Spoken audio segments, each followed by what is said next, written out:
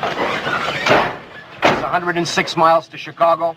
We got a full tank of gas, half a pack of cigarettes. It's dark, and we're wearing sunglasses. Hit it.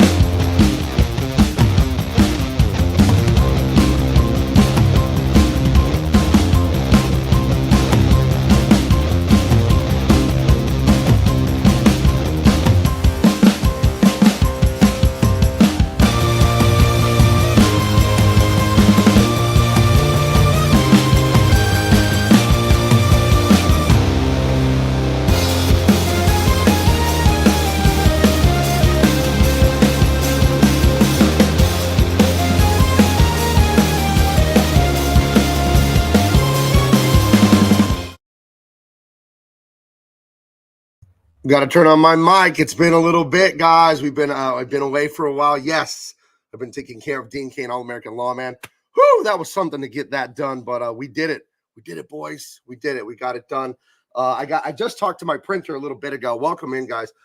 Joe Musashi, None the Miser, indeed. Rip Carl Weathers, one of the greats. Barbecue, eh? How do you like your ribs? Jericho's running a little late. You know, he's got a wife and kids and all that, so he will be here. Joe Musashi, Mark's Music Obsession, Michael Coulter, all the old friends are here. I saw Nona is here. Thank you guys for coming in. Legal, where'd you go? Legal Alien is here. We're back. We're back, and we're here to have some fun. But I'll update you on the comic and all that until Mr. Jericho shows up, and then we will get into the Chuck Norris 1985 Christmas classic, Invasion USA. I had never seen this movie until I'd never seen this movie, I think about 2-3 months ago. I've been trying to hunt it down for years. I saw an insane review on Cinemassacre or Hack the Movies. Those guys are hilarious. And the movie looked so crazy, and it delivered. I was looking for DVDs on Amazon. I was looking here and looking there. I don't have Netflix. I won't give them a cent. I don't know if it's on Netflix, but oh, here he is. What up? Hey, dude. You all right? Everything good? Yeah. I was recording. Some crazy shit came across my desk, and I had to. Oh! You want to share, or is it for later, for tomorrow, or something else? Or no, I just did a video on Charles Barkley's latest gaffe. Oh, that he would smack any black person wearing a Trump wanted shirt. So, yes. So that needed my attention. The round mound of rebound. Yeah. Who in 1992 posed on the cover of Sports Illustrated in slave garb with complete with chains around his neck. Well, that's interesting. Yeah. I think that would be more offensive than someone wearing a t-shirt, but whatever. Why would that be offensive, Jericho? What would be so offensive about that? I don't know. I don't get it. I don't understand the connection between black people and slavery, but apparently he does. And what he did, to see that image is like, wow, he did that? Yeah, he did that. California's most manly man. Yes, Jared Weaver, who I met. I met him. He was behind enemy lines. He was at the Irvine Spectrum, which is a beautiful mall in Orange County. We had lunch at P.F. Chang's. He reached out to me. He's a good friend, customer, great all-around guy. I really love what he's all about, and he likes what I'm doing, what you're doing, Jericho. And he came to California with his family, and we met up and had lunch. We met IRL. We met in real life. We met in public.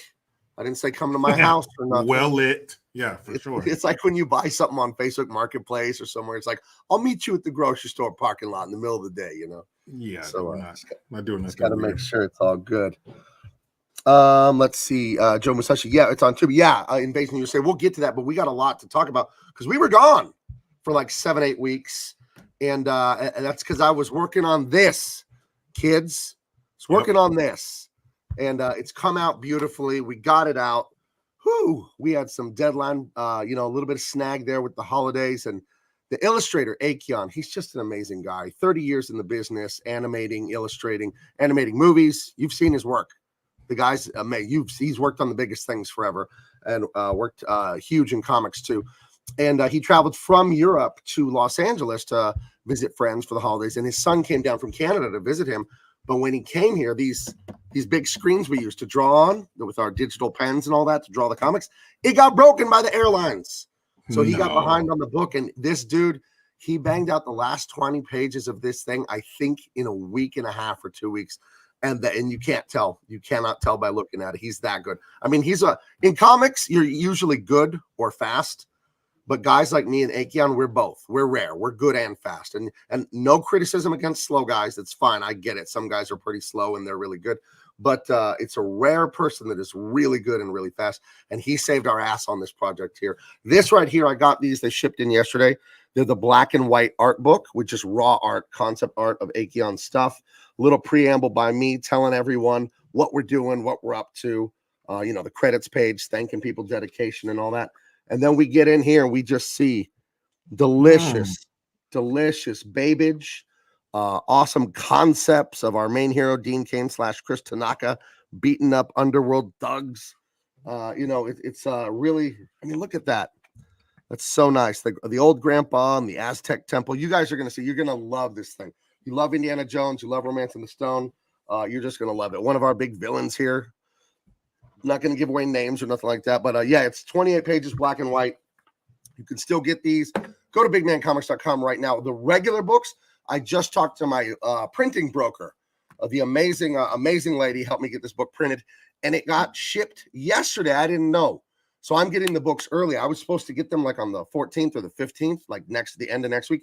I just logged into the website and they said I'll get them at the beginning of next week. So Let's go.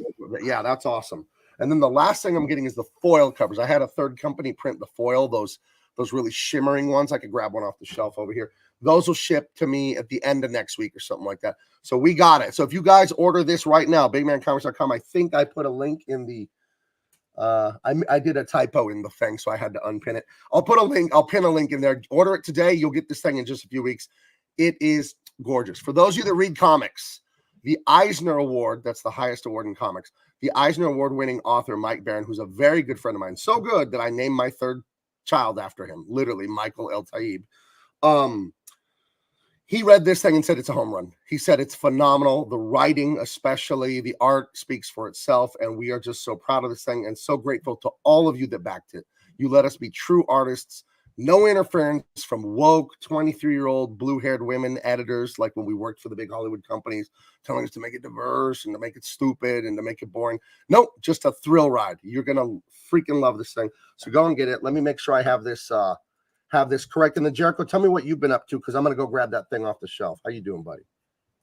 Well, as someone who backed the project, you're welcome.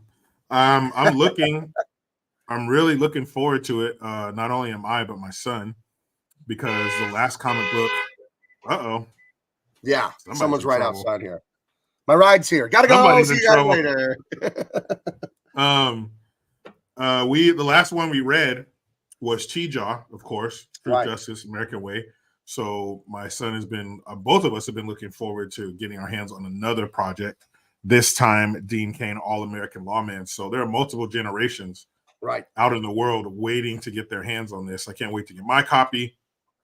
So, and I'll do the unboxing. I'll have you come on and all that good stuff. But what I'm most excited about is to read it with my son. So that's awesome. Yeah, I got that voicemail from him after you guys read Truth, Justice, American Way. And I won't say his name, but he said, this is so-and-so. Because I really like Teach-On, something else. Like, I can't wait for more or something like that. And it was really sweet. He was only 7, so he had that little kid voice still. It was very good. beautiful and innocent, you know. So yeah, he very told me nice. he wanted to call you and let you know. So, but yeah, I'm excited. A lot of people excited. Can't wait to get the copies in our hands. But it's a great project, and I've seen, I've being that Gabe and I are friends, I've seen a little more behind the scenes stuff than the average citizen. So the excitement level is even higher, and watching it come together, watching it go from an idea to the first page to the first 10 pages, and all those things. It's been great to see the process. So to have the finished product is going to be. Thanks, man. It's really important to me. Thank you very much. I really appreciate that, because I know, coming from you, a disciplined guy, kind of after my own heart, who really works hard at whatever he does. I appreciate that opinion from a person like you. That means a lot to me. When Mike Barron, the award-winning writer, told me that, dude, he told me, Gabe, it's phenomenal. It's a home run. I was humbled, right? Because he's an award-winning 40-something-year veteran of writing comic books and novels and all that. So if it's got his stamp, that's really humbling. It makes me very happy.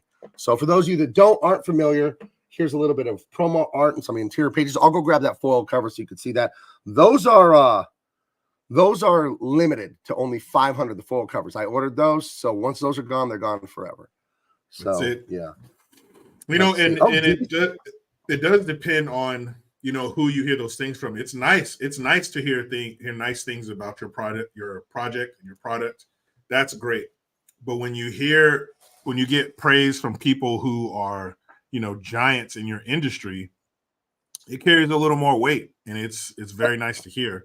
It reminds me of a story from when I worked at TJ's, when I was working at a communist concentration camp known as Trader Joe's. I'm listening. I'm just grabbing the thing on the shelf right here. They have, Trader Joe's pre-sweet and sour sniffles lockdowns. Each Trader Joe's had like a kitchen. And if it was a smaller one, you didn't, but ours was big enough. We had a full kitchen. So I did the menu, I prepared meals, helped people make it, blah, blah, blah. So one of the meals was miso soup. We had this ginger miso soup paste. So I made the miso soup per the directions, put some tofu in there, green onion, all that shit you find in tofu soup or miso soup. And so people were telling me, oh, it's great. It's great. The ginger, the toasted sesame oil. By the way, the key to a great ginger miso or miso soup, period, toasted sesame oil. Anyway, so people were telling me that, oh, great, great. And it was nice. I love to hear it. But the compliment that stood out to me was this older Japanese lady. She looked like she was in her 70s, but she's Japanese, so she could have been 142. But she comes up, and I'm expecting her to shit on it. I think she was expecting her to shit on it because, the grocery store, Trader Joe's, you're not authentic Asian, blah, blah, blah. So I was expecting her to shit on it. And she drank a little bit of it, and then she finished it, and she ate the tofu out of it and the green onion. She looks at me, and she goes, "These are good." So when I heard that, you couldn't tell me nothing.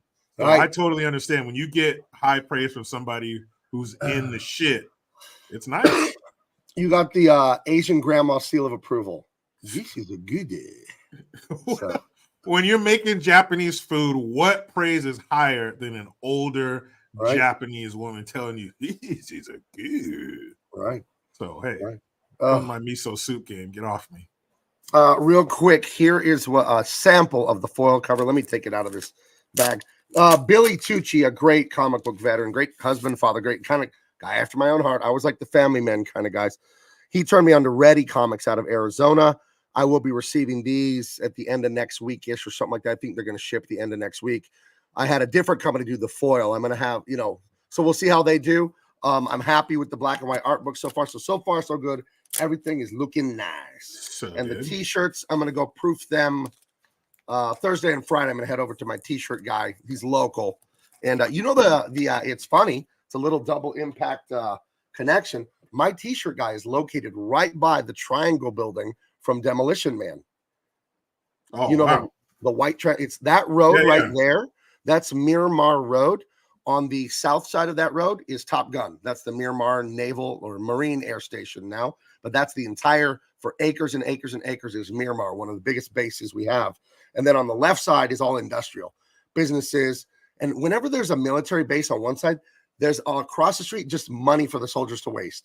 Cars, furniture, Yes. tile, like everything you need if you're Tattoo young. parlors. Because they know you have a guaranteed paycheck from the government. So they're like, yes, come over here and tile up your new home that you just got on your veteran loan or whatever it is. And yep. Right. So I figured that one out real quick. Hold on. Where is she? Shake, shake, shake. Shake, shake, shake. Shake your booty. Shake your booty. We have our first super chat of the returning a double impact. Tari Owe, thank you, Tari. He's one of the greats. Love Tari. I've known him on here for years. Unfortunately for Tari, he's a Los Angelino. You have my sympathies that you live in LA. I always give him one in the ribs about LA. I tease because I love.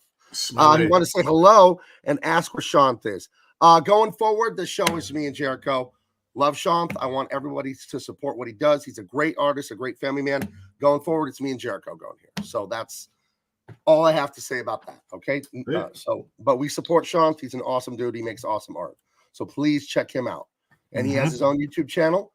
And he just shipped Nosfero. It looks fantastic. And I know he's working on more Nosfero in the future. So please look at those and support him. Thank you for the question. I just got my copy in the mail. I'll be doing an unboxing video for that. Very cool. To Shant. Right. This movie, this film that we're going to talk about. Yeah. Okay. So first thing I noticed, it's from Canon, the Canon Film Company. The Canon Group. I guarantee you love an action movie from the Canon Group. Guarantee you. They've done tons of them. Not only this one, Invasion USA, they've done Masters of the Universe. You got some I want to say Rambo. I mean, they started the a career. I think it might have been. I know Van Damme did a lot of movies for them. Yep. You know, so because it was I can't. It's the Golan and Globus. It was like Menachem Golan and something Globus. These two, I think they were Israeli movie producers. This is their company, the Canon Group. And I remember the funny quote talking about what became known as Double Impact was the Corsican brothers.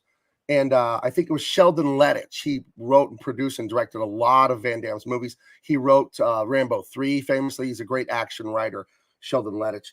When I think he said in an interview I saw when talking to Menachem and the other guy about having Van Damme play 2 roles in Double Impact, he said, how's he going to play 2 roles? He can't even play one. You know, I thought that was hilarious. Not very nice, but hilarious. Yeah, those dudes, there was some kind of something happened with their money, and they were like spies or something like that. Oh, like really? It came to the Canon Film Group came to a pretty crazy end. But Revenge of the Ninja, Sho Kosugi, we got to do that one. Sho Kosugi's amazing, right? Bloodsport, as I mentioned, Invasion USA, Missing in Action, Cobra, Delta Force, American Ninja, Death Wish 3. So I guarantee you, Alan Quartermain, I guarantee you, if you like action movies, you like or love one of the Canon films. And I just saw one that is. Can I say this? I'm gonna say it with confidence. One of the shittiest movies ever caught on film. What is it? And we've seen some bad ones here. We've seen the Stone Colds. We've seen Bulletproof Monk, which Gabe couldn't even finish. We know bad movies. We've been to the bottom of the barrel. But underneath the bottom of the barrel, on the ground outside of the barrel, underneath the bottom of the barrel, is a movie that came to us in 1983 called Hercules, starring Lou Ferrigno. It is like a pile of dog shit would shake its head at this movie. Like a pile of dog shit looks down on this movie. It is horrible, but it is from the Canon Film Group. Think about what you think about. I think he was recently married in the last year, and right? I'm trying to remember where we left off with so many of the great fans here. I remember they were about to. I can't say that I remember if they did. I think we gave him advice about how to start because he was getting married very soon, and we said, hey, you got to do this, you got to do that. And we guys ever doing Robin Williams movies? Freaking love Robin Williams. Is there a better improv comic? I don't think so. He is fantastic, Robin Williams. I don't know. We have a lot of respect for Robin Williams. I don't know if we want to. I don't know that he's what's he done that fits with what we do here though with action. Yeah, I don't know if he's done any action movies. The closest he might have come is that movie Toys. Right. Maybe. But he's done other shit like 8mm, but that's like not like action. That's like some suspense thriller, crazy shit. Oh. So I don't know. His wife's due date is March, right? So married and about to become a father. And Congratulations, that leads me to an amazing segue, Congratulations. because we have something else. We talked about it on Jericho's channel the other day, but I want to share this and then we'll get going on Invasion USA. But I do want to share this if I can find it. Now I'm talking about sharing things I don't have ready in front of me. No. I have it right here. I have it right here. Jericho and I have been in secret recording something for months. That's right. I think all the way back to September, October, we've been recording 2 episodes a week at least. Sometimes we did 4, of about a 20 to 30-minute show called Daditude. And we keep it funny and all that. It's a recorded show. It debuts on my channel tomorrow, 7 a.m. Pacific. I think they're just going to come out every Tuesday and Thursday. We have like 36 of these, 35 of these already banked. So we're months ahead. I already have them scheduled on YouTube to come out. And it's an important thing to me and Jericho, because let me zoom us back in, then I'll play the video. You let me know, not that close. Jeez, we're handsome, but geez, the ladies can only take so much. Warn me about that. Yeah, I don't want them passing out so early in the show. But Jericho, tell them why, when I approached you about Daditude, kind of tell them really quickly what it's about and why you liked the idea so much. And then we'll show the clip on there. It's about, number one, being a father. Think about what you think about. Get ready to join that club. Right. And real quick, what popped into my head, what I always like to tell couples who are expecting, spend quality time together before the baby comes. Go on walks, Netflix and chill, whatever. Go somewhere, but just really a lot of spending time with each other, talking, and just quality time being around each other. Because when the baby comes, it's going to test your relationship in a way that it's never been tested before. Not in a bad way, but you're going to starve your relationship with it. It's not going to get the attention and the time that it usually does because of the baby. It'll come back, but that first few months, that baby's going to take all of your time. So you want your relationship to weather that. But Daditude, it's about being a father, the greatest calling in the world. You hear, unfortunately, the internet will give you a lot of, social media will give you a lot of, oh man, these kids and blah, blah, blah. And you got the people who are, what's a stupid acronym for grown without kids or whatever the hell? Dinks, double income. Yeah, dinks. Yeah. So you get a lot of that shit. And yes, parenting is your patients have never been tested before you have kids. You think they have. It's a lot of repetition, and yes, they get you upset and they break shit. Last weekend I was walking around the house with spackle, patching dings. My wife and my daughter were moving furniture, so that goes, Dad, right? So I had to patch some shit, paint shit, and sometimes you open the garage like, who the hell? How did this even happen? Who did this? And then of course I didn't do it. So there's a lot of that shit too. But the other side of that, the love, the joy, just looking at your children and being amazed at how funny and intelligent they are and how beautiful they are, and seeing your wife with your kids, watching her be a mother is crazy. Like it's you want to just sit there and watch it and enjoy it, and hearing good things about your kids, seeing them have achievements and do well in school, all those things, man, it's amazing.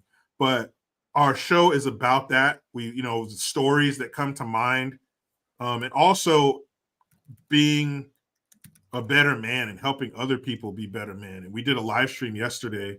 People were asking questions. We were asking them questions, as far as dads, dad that and if you do it the right way, being a dad comes after you get married, so you have marriage in there too. And we were talking to people who had lost their spouses, or who, Mark, his wife, he said betrayed her. That's the way he put it, after 20 years.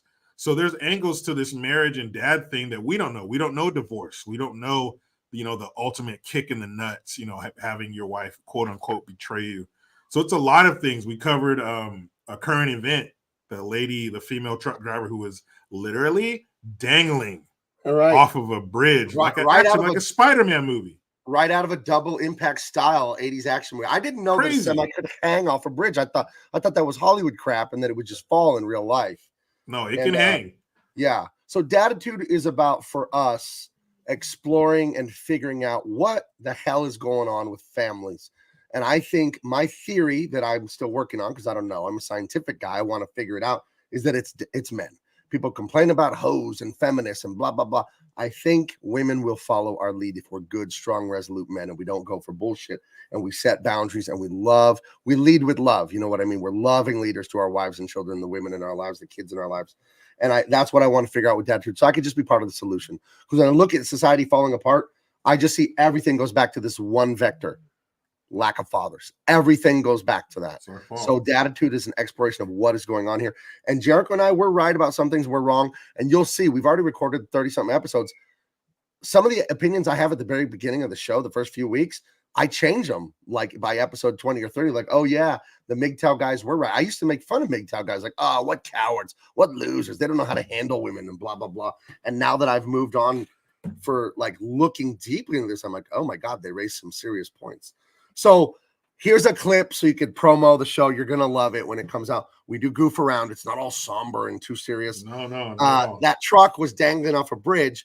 And I tweeted out when I saw that news story, this was like last Thursday or Friday, it was live on the news, a rescue. I wonder if the person in the cab of that truck was concerned about the diversity of the rescuer coming to get them. So here we go with that. Check this out. This is from our new show, Daditude.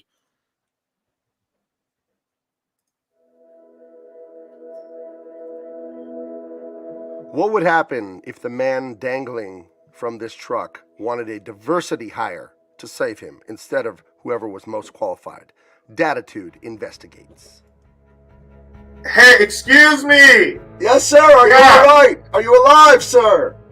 I'm good. But before we get started, I need to know. Yes. What are your pronouns? What do you mean? I'm here to rescue you. Is the cab stable? I'll go first. He, him. Yours. What are your pronouns? He, who? What are you talking about? Is the window? Is it cracked, sir? Yeah, the window's fine. Are there any people of color up there who can rescue me? I see a lot of cisgender white males. Well, my name is Eric. I'm Irish Italian. Julio is Dominican. I think that's like black and native islander. I'm not sure. Do you want to talk to Julio? Send down Julio. I don't want to be rescued by a cisgender white Trump supporter. Sir, the cab is swaying and I think I hear the glass cracking under your butt. Are you sure you want me to get Julio? I know it's swaying. I've already shit my pants. But I repeat, I do not want to be rescued by a cisgender white male. Ew. Sir, I've been doing this for 17 years, successfully rescuing people from emergencies. Julio has been here for 2 weeks, hired on our diversity program. He's a nice kid. I think I should do it. I'm coming down, all right? No, stay up there. You are clearly over 6 foot with muscular definition. I need a diversity hire or I will die. Listen, Captain, listen, this guy doesn't want me to. I know. He wants Julio. Julio's not here? He called in hungover again? Gosh, fucking damn it. Hey, listen! Julio's not here right now. I gotta come down. I could see it fraying. I could see pieces of glass falling out of the cab. No, let me die. Unless you have a DEI hire, I will die here. Thank you. Well, can you at least give me your wife's phone number so I can let her know that this was your choice, sir? You mean my life partner? I do not want to use archaic titles like husband or wife. She is my partner. We are equal. Actually, she's better. Sir, it's the cables are disconnecting the cab from the trailer. Sir, please. Call her my life partner or let me die. Oh my God, it's falling apart. No! And see. Black Lives Matter. Splash. Oh. Hey, oh. You send me. Rest in peace. Rest in power, friend. You send me whoever the fuck. is the best at their job. And I will gladly, this is one of the rare times in life that I will embrace it. So that's a little clip there from Daditude. Yeah. Jericho, when you hit me with that Black Lives Matter, that was too good.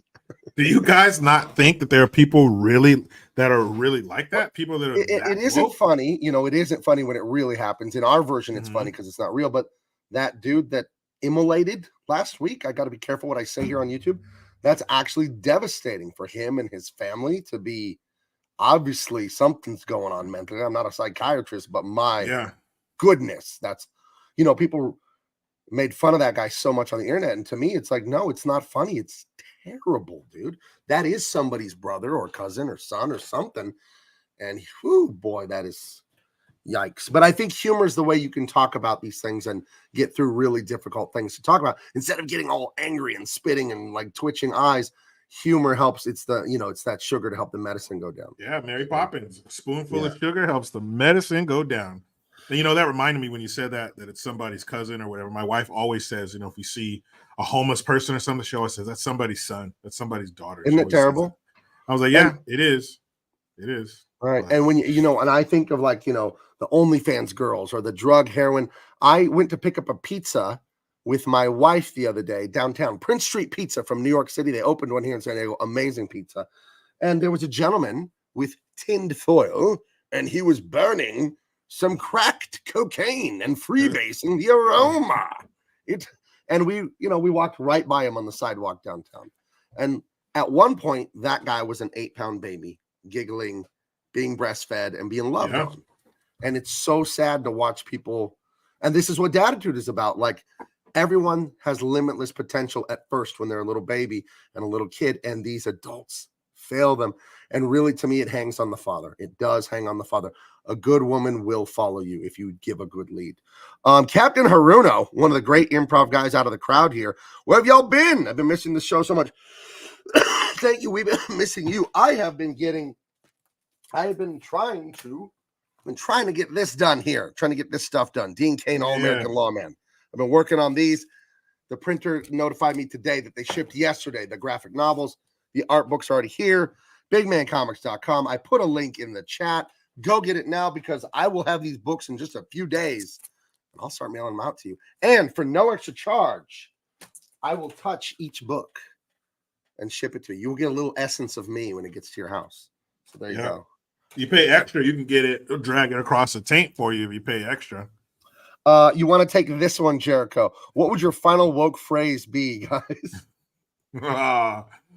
Let's see. As you fall off the bridge out of the truck, what would your phrase be? Diversity is our strength.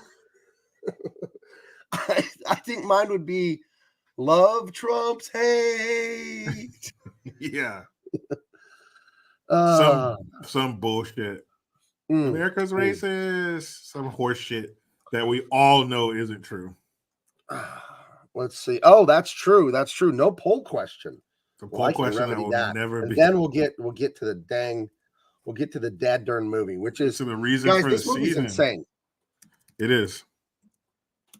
It has a typical Canon film motif, if you will. It's gonna feel familiar, even if you've never seen this movie.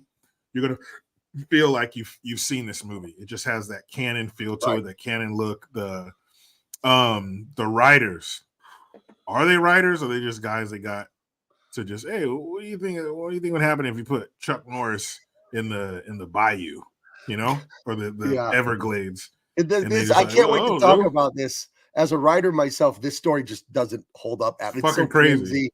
And then this happened, but it just happens. The stuff, there's no rhyme or reason. Like, shit, where did they get all those extras? This movie had like 1,000 extras. Where does the spunky news girl, who I can't even remember her name, how does she know how to just show up all the time? Guys in the chat. Why doesn't she ask his name? Right. I don't even know his name. I think it's Matt. I don't know. She calls him Cowboy the whole time. Right. Hey, and the bad guy is Rostov. So, real quick, though, everyone in the chat, give us your final woke word you would say as you fell off the bridge. None of the miser starts with coexist. What's a woman? Trans women are real women. Yeah, it gets bad. let's see. Oh, you've not acknowledged him in Women's History Month yet. Yes, I did. I put out a great tweet last Thursday saying that in honor of Women's History Month, I'm going to change the poll question. Forget this. Okay, I'll show you what I think of Women's History Month. Hold on. Yeah. Carry us for a minute, Jerry. We'll get to the movie, I promise. I mean, we live, we don't have to verbally acknowledge Women's History Month. We live our lives honoring Women's History Month. I'm teaching my son to subjugate himself in front of women, to women, always. Oh, you know what? It reminds me of this show that I used to watch. And it was a little bit in the beginning, but man, it got bad like in season 4 and 5. There was a show that used to come on called Brooklyn Nine-Nine. And Andy Samberg is the star. Terry Crews is in it. A guy named Andre, I can't remember his name. He played Captain Holt. He just died recently. But Chelsea Peretti was one of the characters. Had a great cast. Everybody played their role pretty well. The captain, he's gay, so there's your wokeness. But that was just the tip. You know what I mean? That was just the helmet.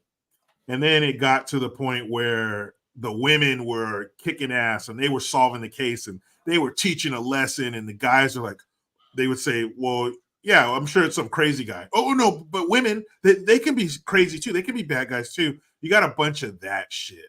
So that's kind of, that's how we live our lives during Women's History Month. I'm always, but no, honey, but women, and no, you pick, you lead, and so that's how for the month of March, my son and I, we spend a lot of time with our head down in the house, not a lot of eye contact.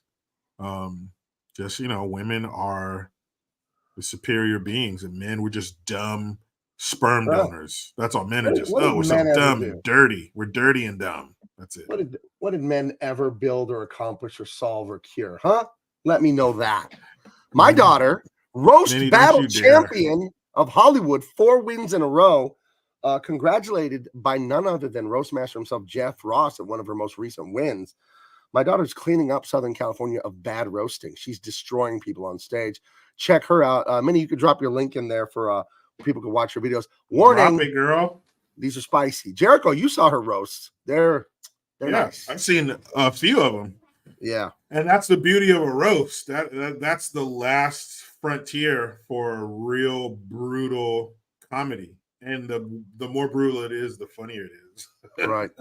So, thank you. I think it was it Captain Haruno or no? Think about what you think about. He wanted us to honor and acknowledge women for Women's History Month, and I do. So the poll question now is, in honor of Women's History Month, what is your favorite sandwich? Because who makes sandwiches better than a woman, right? Barefoot in the kitchen. They just taste better when the ladies barefoot. Better take your shoes off, woman. You better not be in there making my fucking sandwich with shoes on, woman. I want a hot meal, a silent woman, and a cold beer. Hell yeah, brother. Favorite out of that selection, we'll go with the Philly, the silly Philly. Italian's cool, but then you throw that damn salami on there. That's where you lose me. Those peppercorns, get out of here. I had to go generic because they only gave me 4 options. So yeah, turkey's cool, turkey, but I definitely pick ham over turkey. And what roast beef. What is your favorite sandwich place? Like, I like Jersey Mike's for your chain restaurants. I'm sure you got a local one that's good, but there is a local one. Not here. I haven't found a great local place here, but I'll tell you the 2 best sandwich shops of my life. My first love is I don't even remember the name of it. I remember going to work one morning. We were going to kind of be out in the country, so we weren't going to be able to go to like a fast food joint or something. This is right after I got out of the Navy.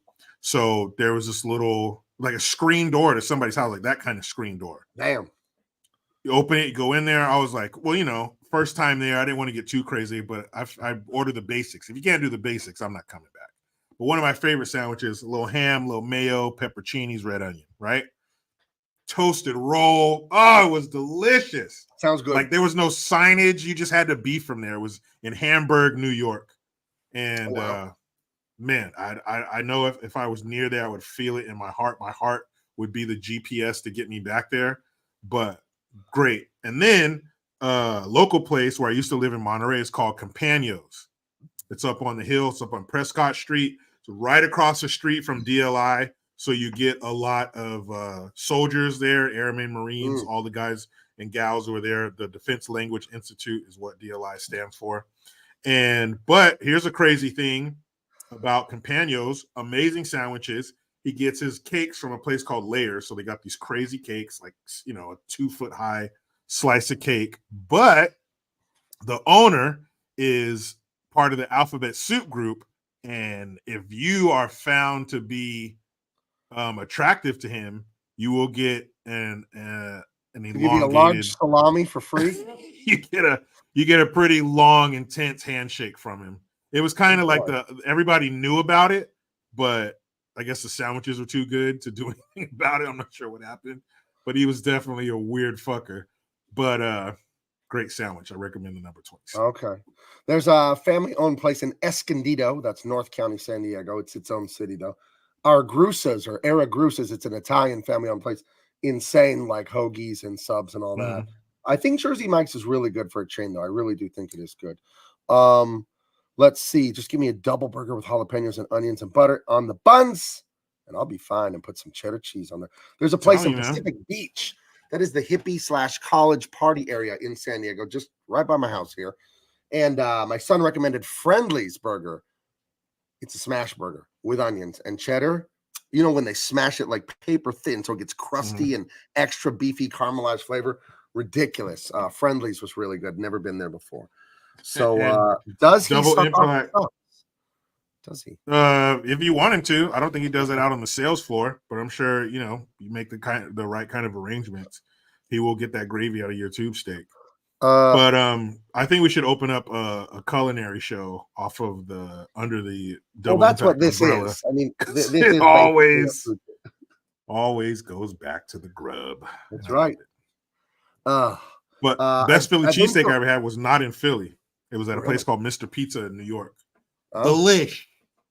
Hey, hello, Mr. Pizzas. This is Mr. Pizza talking.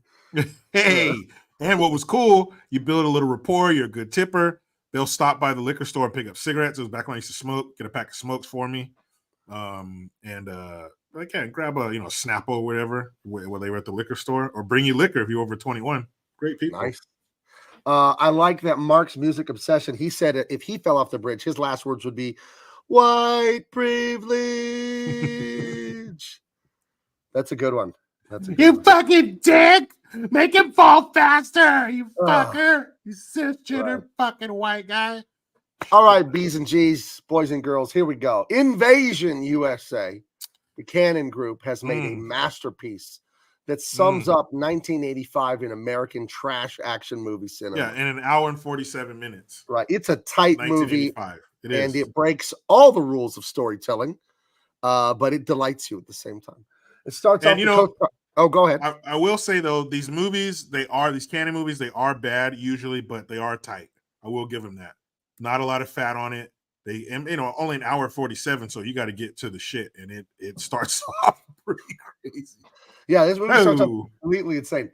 So there's so this is 1985. This is the Cold War is all over the propaganda media. Somehow I missed that. I was born in 1978, and I was a little kid in the 80s, and everyone in my generation, like Generation X, talks about they were worried about nuclear annihilation growing up, and it never crossed my mind. Somehow I just didn't really hear about it, and when I did hear about it, I just kind of didn't believe it. Like, nah, they're not going to do that. That's from movies. Like, it didn't, and I turned out I was right. It was nothing to worry about. It didn't happen. But apparently everyone else in my generation says they were terrified of this constantly. It didn't bother me at all. So that's the backdrop of this movie. Communists from Mother Russia via Cuba are going to invasion USA. They're going to invade America. They're going to sow chaos and then take over the country. Yeah, so that's the Cold War. I'm sorry, go ahead, man. I thought you were No, go ahead. I was going to start in on this thing, but go ahead about the Cold War. Well, like the Cold War and all that kind of stuff, it was almost like as kids, we were existing below that frequency. Like there's all this adult information buzzing around above our heads, but it's just, we're not into that. We're not tall enough to reach it yet. That was just something, but that's definitely something I heard the adults talking about. You'd hear it on the news and stuff like that. I was definitely aware, not keenly aware, but yeah, I knew, Russians, they suck. And, you see it in these movies like this. Another Chuck Norris movie, Delta Force, another Canon movie. It's Right. very clear who our enemies are in the world at that time. And like Gabe says, I miss this commie propaganda. I miss our enemies being clear and also being on the outside of our borders, not like this I was going to corruption thing say is that. new. Not like I like our this is enemies new. being foreign and not domestic enemies. Yeah, you know? I like when our enemies, those guys over there in those uniforms, we don't like them. And they were doing the same thing to us in their media. But Right. I do miss this. This is definitely a simpler time. And I saw something. There's a scene later on in the movie where this guy's pouring coffee out of a thermos. And you look at it, and it's a big, bulky thermos. Now they're more sleek. They're Stanley. If you have a Stanley, you're not shit. But everything's smaller and more compact and sleek and everything. But when I saw him pouring the coffee out of there, I remember thinking, that's the same coffee people are pouring today, meaning we would be fine if technology stopped at 1985. We'd be fine. We pretty much had everything. No cell phones, but all right, I'll give that might be a good thing. As much as everyone is like, for sure. And that's another thing. You see kids. You're going to see kids in neighborhoods playing, but that time where like the technology of 85, we're good. Videos. You got cable TV. Everybody has a phone in the house. Like, yeah, we're good. I could survive off of that. It was a golden age. It really was. Yeah, we still had everything, but it was just better. You know? Yeah, just better. Yeah, I do think. I mean, I don't want to go too far into it, but I do think the internet and computing has a lot of benefits. But geez, it has some freaking downsides. You know, some real. And there were computers in 1985. They were the the size screen. of. You go into the library and you're typing on something the size of a refrigerator, and it either had the white, black, cyan, and magenta, the 4-color screen, or it had just the green or the orange. Had the green or the amber screen. You got to choose. So we had computers. We were all right. We'd been to space. We were kicking people's ass. Yeah, right, it was great. But this shit right here, this opening scene, and when I tell you, it starts off hot. It starts off. It's coming in hot, like it's re-entering the Earth's atmosphere. This the boat. Right. So this movie starts. The Cold War is the backdrop. 1985. The boat on the right is a bunch of sun-bleached, dehydrated Cuban, ostensibly refugees from Cuba, and the Coast Guard ship there on the left picks them up. Here's your Coast Guard captain. Hello, fine Cuban people. Do you need rescuing? Do you need water? Some electrolytes, perhaps? Some Gatorade, perhaps? And they're like, yes, thank you, senor. Gracias. Gracias. And no, he lets loose with the 20 millimeter or whatever. He says something fucked up, though, before he does that. He says, and there's, you guys, do you like awkward silence? You're going to love this. Because they're sitting there. The Coast Guard boat pulls up to the boat full of refugees. And you have a little boy, Papa, Papa, are they going? You know, and he's speaking in Spanish and stuff and asking him, you know, when are we going to get to America? And he says, over the horizon, mijo, and all this shit. And then so they see the Coast Guard and they're like, yeah, the Coast Guard. So the Coast Guard boat pulls up right next to him. Like guys were hopping off the boats. They were so close. But then they just stand there and stare at each other for a while. And he goes, it's like when Willy Wonka came out and he fell and he got back up. Or he was like limping and everybody's silent. And then he falls and gets up and everybody cheers. So the same thing. You're sitting there in silence. The Cubans aren't saying shit. The Coast Guard's not saying shit. And then he goes, Bienvenido a los Estados Unidos. Ah, everybody cheering like, yeah, fuck yeah, Papa. And then he looks at his dudes and gives a sign, and he just fucking. He goes to help this Sean Connery looking Cuban up with a big smile, grabs his hands to help pull him on the Coast Guard boat, and then pulls his pistol out at the last second and just greases this dude. Shoots him point blank. Look at the guy with his hands in the air behind. Ay caramba! He's like, right oh shit. him. He's still celebrating. He's still, Los Estados Unidos. And yeah, he just fucking domes his cat in front of everybody. And then that kicks off. All of his cronies just just Valentine's Day massacring everybody, men, women, and children on this boat are just getting smoked. And so he brings out another guy. I don't remember his name, Gomez or whatever. He brings him out and he goes on the boat and he tells them, he says, it's in there. And they open it up and you see all this booger sugar. Yeah, boy, so all that booger sugar. That's why they killed all those people. I'm sure they could have just said, hey, move, take all the coke out and send those people on their way. Could have just shown them their weapons and said, hey, You should give that to us. I'm Yeah, sure they move would out have of the agreed. way. Give me the dope. They would be like, hell yeah, here. We get to leave alive. Yeah, nope. Right. Smoked everybody. So And if you go, that's your open. if you go back one, Gabe, to the captain, one more, even more. Yeah, him. Oh. So that's the main bad guy. He's a Rostov. Russian guy, Rostov. And I read up on him because I remember seeing his face as a kid, like something's off. Yeah. So it's in all 1967, he was in Central Park in New York, all twacked out on drugs, and he doused himself in some kind of accelerant and set himself on fire. So that's why he has that You burn think he victim was kind of look to him. protesting political action somewhere else in the globe or something? Or Yeah, he was let's see, let's pick a place. Palestine. And he was who knows? protesting that all the way in New York City because the people in Palestine are going to look at that and go, wait, stop. This Right. guy in New York, come on. But yeah, But I thought it was just like supposed to be weird makeup or something. I didn't understand what it was supposed to be, but this guy has horrible burn scars all over the sides of his face, Yeah. his lip, his neck. And it said in the thing I read on Wikipedia, who knows if it's true, like 70% of his body was burned in that accident when he was on drugs and caught himself on fire, poor guy. But he went on to have an acting career after he got burned, you know? So they waste all these poor refugees on the boat. They steal their Bolivian marching powder. Yep. That's not nice. And then we cut to a man on a fan boat. You ever been on a fan boat down in the Everglades, Jericho? You know, I would, but there aren't just lily pads in that water. So no? Thank you. I don't want to go see no gator. And then not only gators, but now you got to worry about these fucking 20-foot Burmese pythons that Billy Bob let out of his terrarium when it got too big. Nah, man, I'm cool with the Everglades. Yeah, so I don't know if I missed something, but they show Chuck Norris. He lives down in the swamp with this old man who does like fan boat tours. Trap Bucker. And that's it. They don't tell you, was he former CIA, Special Forces, Army? Well, I never heard them say what he was in the past. You find out when the guy comes to visit him at night, he mentions it. But let's not skip over the fact that him and this guy playing this old man, and you get the hard target vibe, like this old man probably taught him something. It's the only guy he could trust. He lives out and he's trying to get away and live off the grid and get away from the world. But they did handle, I'd say, 6-7 foot alligator for real. There was no cutaway. There was no stunt double. Chuck Norris and this old man basically wrestled this gator a little bit and tied up its mouth. You see him get his hands over the mouth. Because I got the mouth.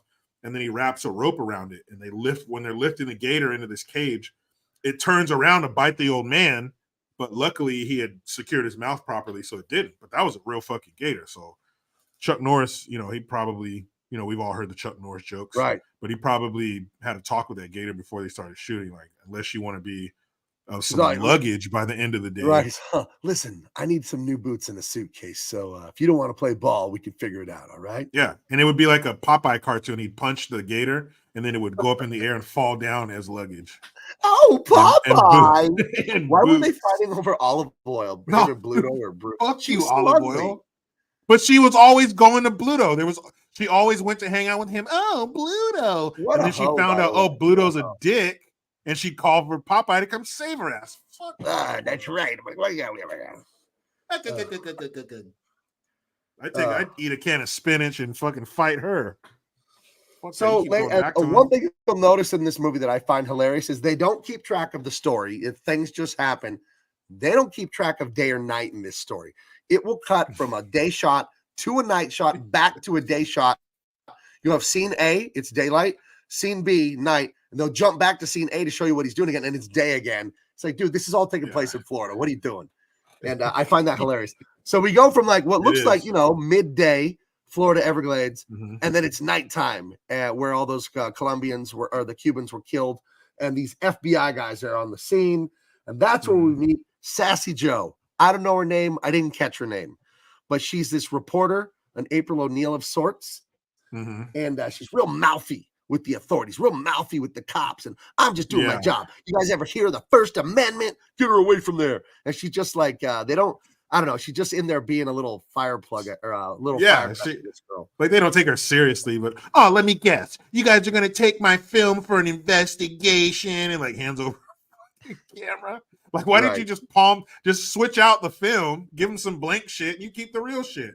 But if you go back one, Gabe, to the clip before this one, yeah, that guy, yeah, him, that dude, he's again, Canon is great at bringing these people, and you're like, he's the guy from the thing. You've seen that dude in a million different movies in the 80s, and he's great. Again, you got to have good character actors and supporting cast, and Canon will give you that. But, you know, all you need to know is Chuck Norris has a shirt open. He's flying on a fucking fan boat in Florida, and don't ask no questions. So here we go. Daytime, nighttime, back to daytime. This is what I'm talking about. This is so unprofessional, but it's so charming because it's just like, I can just picture the people making the movie like, yeah, go. They're just like having fun making it. And but really, it's not in the script. Just not. Go. Yeah. So yeah, him and he reminds me. Who's the guy that was Dalton's partner in Roadhouse? What is that? Sam Elliott. Sam Elliott. You know, Sam Elliott. Coors. We're gonna get us a Coors. This is not Sam Elliott, but he kind of reminds me of him. An older guy with long gray hair, and they live in a shotgun shack down in the Florida Everglades. Heterosexual platonic buddies. You know, ain't nobody name, man. You ain't putting that nowhere here, brother. You ain't doing no booty busting in my swamp. There's that gator. Dude, that's what, a 6 foot. I'm sure tip to tail. That's got to be a 7 foot gator. But look at the tail on that thing. That could do some damage. I'm sure it could sweep that old man off his feet. And once you're on your back in the water, it's over. But yeah, that's a real gator that they're putting in that cage right there. Right. No bullshit. So hey, shout out to those brave bastards, because I wouldn't do that. Yeah. So they cut back, show them, you know, trapping a gator, tying it up, throwing it in a pen. And then we cut to Rostov with his burnt face. He goes into like a rundown, I think it's like one of those hotels where you rent a room by the week or whatever for people running from the law, people running from warrants and all that. And it's filled with just prostitutes. I think that's what this lady is, and drug dealers. This place is bad. And it's the middle of the day, by the way. There's sunlight. If you look behind back to daylight. there on the staircase. Right. Back to daylight. So there's just open crime in the middle of the day in this obviously ghetto ass rent by the week hotel. And he's here to sell some of that some of that powder, some of that snow. He's here to sell which is easy to do in 1985. Right. What was that Grandmaster Flash song? White lines, bass. You know that one? Yeah, I mean, it had like sniffing noises in the chorus and shit too. That song is crazy. Higher, baby. What's that song about? Get higher, baby. Don't ever come down. Rah. I think it might have been about what's in that guy's bag. Turns out they came down. Turns out they did have to come down. So he goes into this guy. He's going to buy the drugs, and he's like the skeeviest looking dude ever. He does have guards planted throughout the hallways, you know, armed like 80s, 90s style kind of dorky dad guards. And this guy's so gross. This is actually good acting to me. I wonder if this was in the script or if he improv'd it. He sucks the coke off his finger in a way that I can only describe as sexually enticing. It's so disgusting the way he does it. Sticks the finger in the coke and he's like, it wasn't the usual, like, you know, they just put it on the tip of their tongue so they can see if it makes it numb or not. No, he went full tip of his finger in his mouth. Very sexual. Yeah. And that's Mr. Billy Drago, by the way. Oh. Again, that guy that he was what's his name? Damn it. He was the bad guy who killed Sean Connery in Untouchables. Oh. He's always playing, I think, was it Nitty? Frank Nitty, was that his name? But he's always playing in the 80s. He's another dude. He's always a fucking bad guy. I don't think this guy's ever played a good guy because he looks like a bad guy, but he always plays a bad guy and he fucking plays it well. You're saying he never played like the coach of the 8 and 9-year-old girls volleyball team that had to overcome the difficulties to learn to believe in themselves? He never played that role? No. You know? Come on, you little bitches. Let's go down the field. That's probably how he's always. Captain Ruda says, y'all are old, never once heard of that song. You have missed out. Look up Grandmaster Flash, White Lines, I think is the name of the song. It's literally a song from the 80s just celebrating cocaine. It's insane. Yeah, so, I'm sure you've supported Central America via your nostrils. Right. That's his ringtone. Captain Ruda's ringtone. I've never get higher, baby. Higher, free base. Don't ever come down. That's a great song, man. I told you I baby. saw the guy literally doing crack when I was walking to the pizza place with my wife. I went to the San Diego Padres playoff game like a year and a half ago when they played the Dodgers. And my wife does a little freelance accounting for an attorney, and he has an office downtown. So we get to park in his law office's parking, so we didn't have to look for parking. And we're in the basement, and we come up to ground level. We open the door to go out on the city street to walk to the Padres stadium. There's literally a crackhead in the doorway with his little glass pipe that we have to step over. Well, oh, excuse me, sir. I didn't mean to interrupt your crack binge. So yeah, sure. Jeez. What are you doing? I'm trying to smoke crack here. Yeah. Be more Anyway. considerate, Gabe, where people are smoking their crack. Yeah. So they're gonna finish the deal, and his girlfriend there is bent over the desk. This is the drug lord's girlfriend, and I got a close up of it. I think the straw she has, if you look at that straw, it looks like it's brass. It looks metallic. In the movie, it looks sturdy. Could be plastic, could be metal, but it's implied that this thing is solid and it's not a rolled up dollar bill. Because as they go to shake hands and transfer the money or whatever, this dude, Rostov, with the burn scars, he already killed the boatload of refugees. So we already know what kind of guy he is. Literally a boatload Scumbag. of people. He smacks this broad. Imagine she's got a little metal straw on her nose. He smacks her in the back of the head as hard as he can, and the straw goes up her nose. Oh, dude. And he's not done with her yet, though. He's not done with her. But he's not done. That's nothing. He's not done with her yet. I'd heard this movie was crazy, but when I saw this scene, and this is like 10 minutes into the movie, so he's facing off with this guy, bashes her in the head. He then grabs a pistol from this guy and proceeds to castrate him with it. Gives him two. He gives him two. Gives him one at each nut. Dude, bam, bam. It's a mess in there. And he's still not done with her. Right. Oh my goodness. You got Hunter Biden. If you go back, you can see it sticking out of her nose.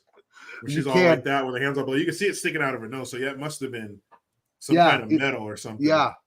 Whew. Dude, that's a bad way to go. I like Captain Haruto saying, I like the little guitar decoration on the otherwise empty wall. And it's not even centered. It's not even fucking centered. We need something. Something there. What do you got? Don't fucking wire guitar. Oh my god! Put it up there. But I did a double take when he did this. I'm like, what? Dude, like you think you just plug him in the chest? He's like, nope, we're going downstairs. No, and it's not like this dude, groped his sister or something, or did something sexual where you think a guy would deserve to have his nuts, just liquefied in his pants. But if you think this is the last guy who gets shot in his dick, oh yeah, you're sorely mistaken. Mistaken. We got something for you later in the movie. None the Miser, happy Women's History Month. But he's not done. So he gets her with the metal straw. Way? He's not done. Better way to celebrate. No, he's not. He's not done. Gets her with the metal straw, castrates this guy with 2 9mm rounds to the nut sack. Then he throws the woman out the window. Launches her out the This is like 7 to 10 minutes into the movie. And so, just to bring a little realism into it, you can see on the left there's a 2x4, right? And then on the right, there's a 2x4 that she's going through. So just think how hard he would have to throw her. It's not the flat side of the 2x4 where it'd be easier to break. Right. Turn it over on its edge. And to throw somebody through a 2x4 and break it like that takes an amazing amount of force. I wouldn't be surprised if he dipped into that pouch of powder before he got in that room.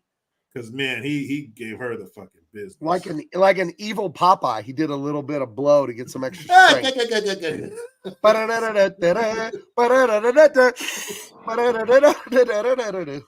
flexes his arm and his biceps, a fucking tank. The tank inside of his bicep, powered by Coke.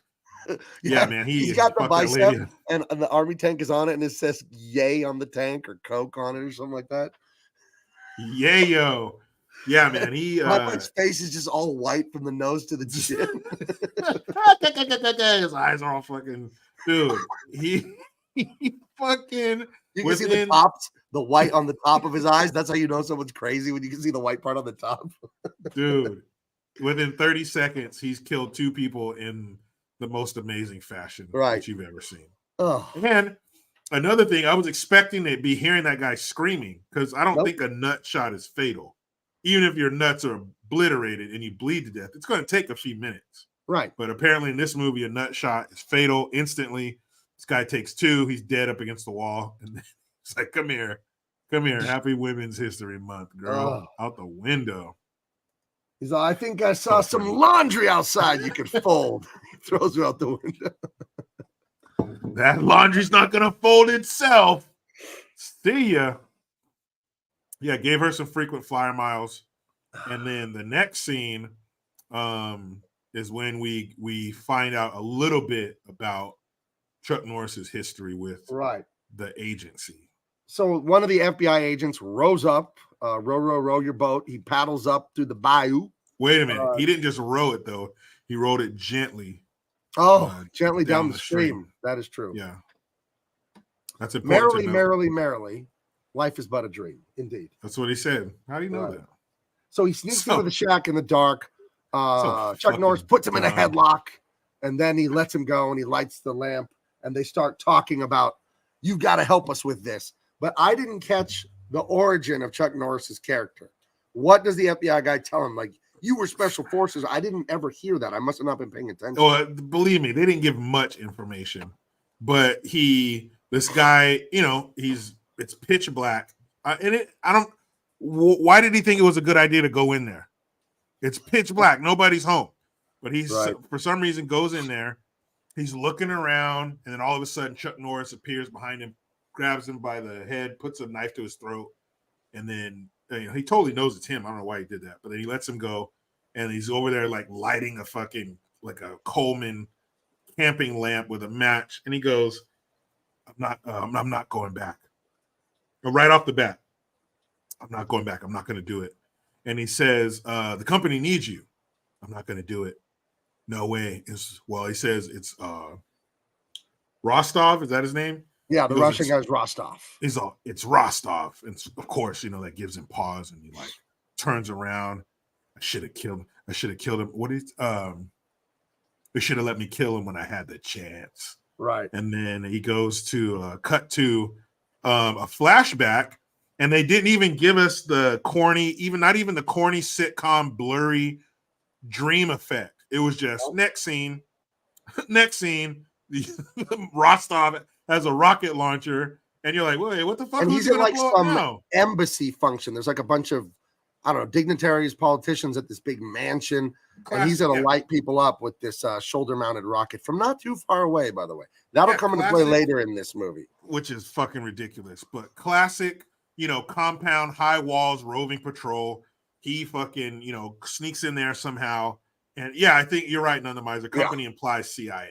So he goes, the company needs you. So again, no blurry flashback. They don't even like focus on Chuck Norris until it gets blurry, and then we come into the next scene. Nope, no dissolve or nothing. Next scene, boom.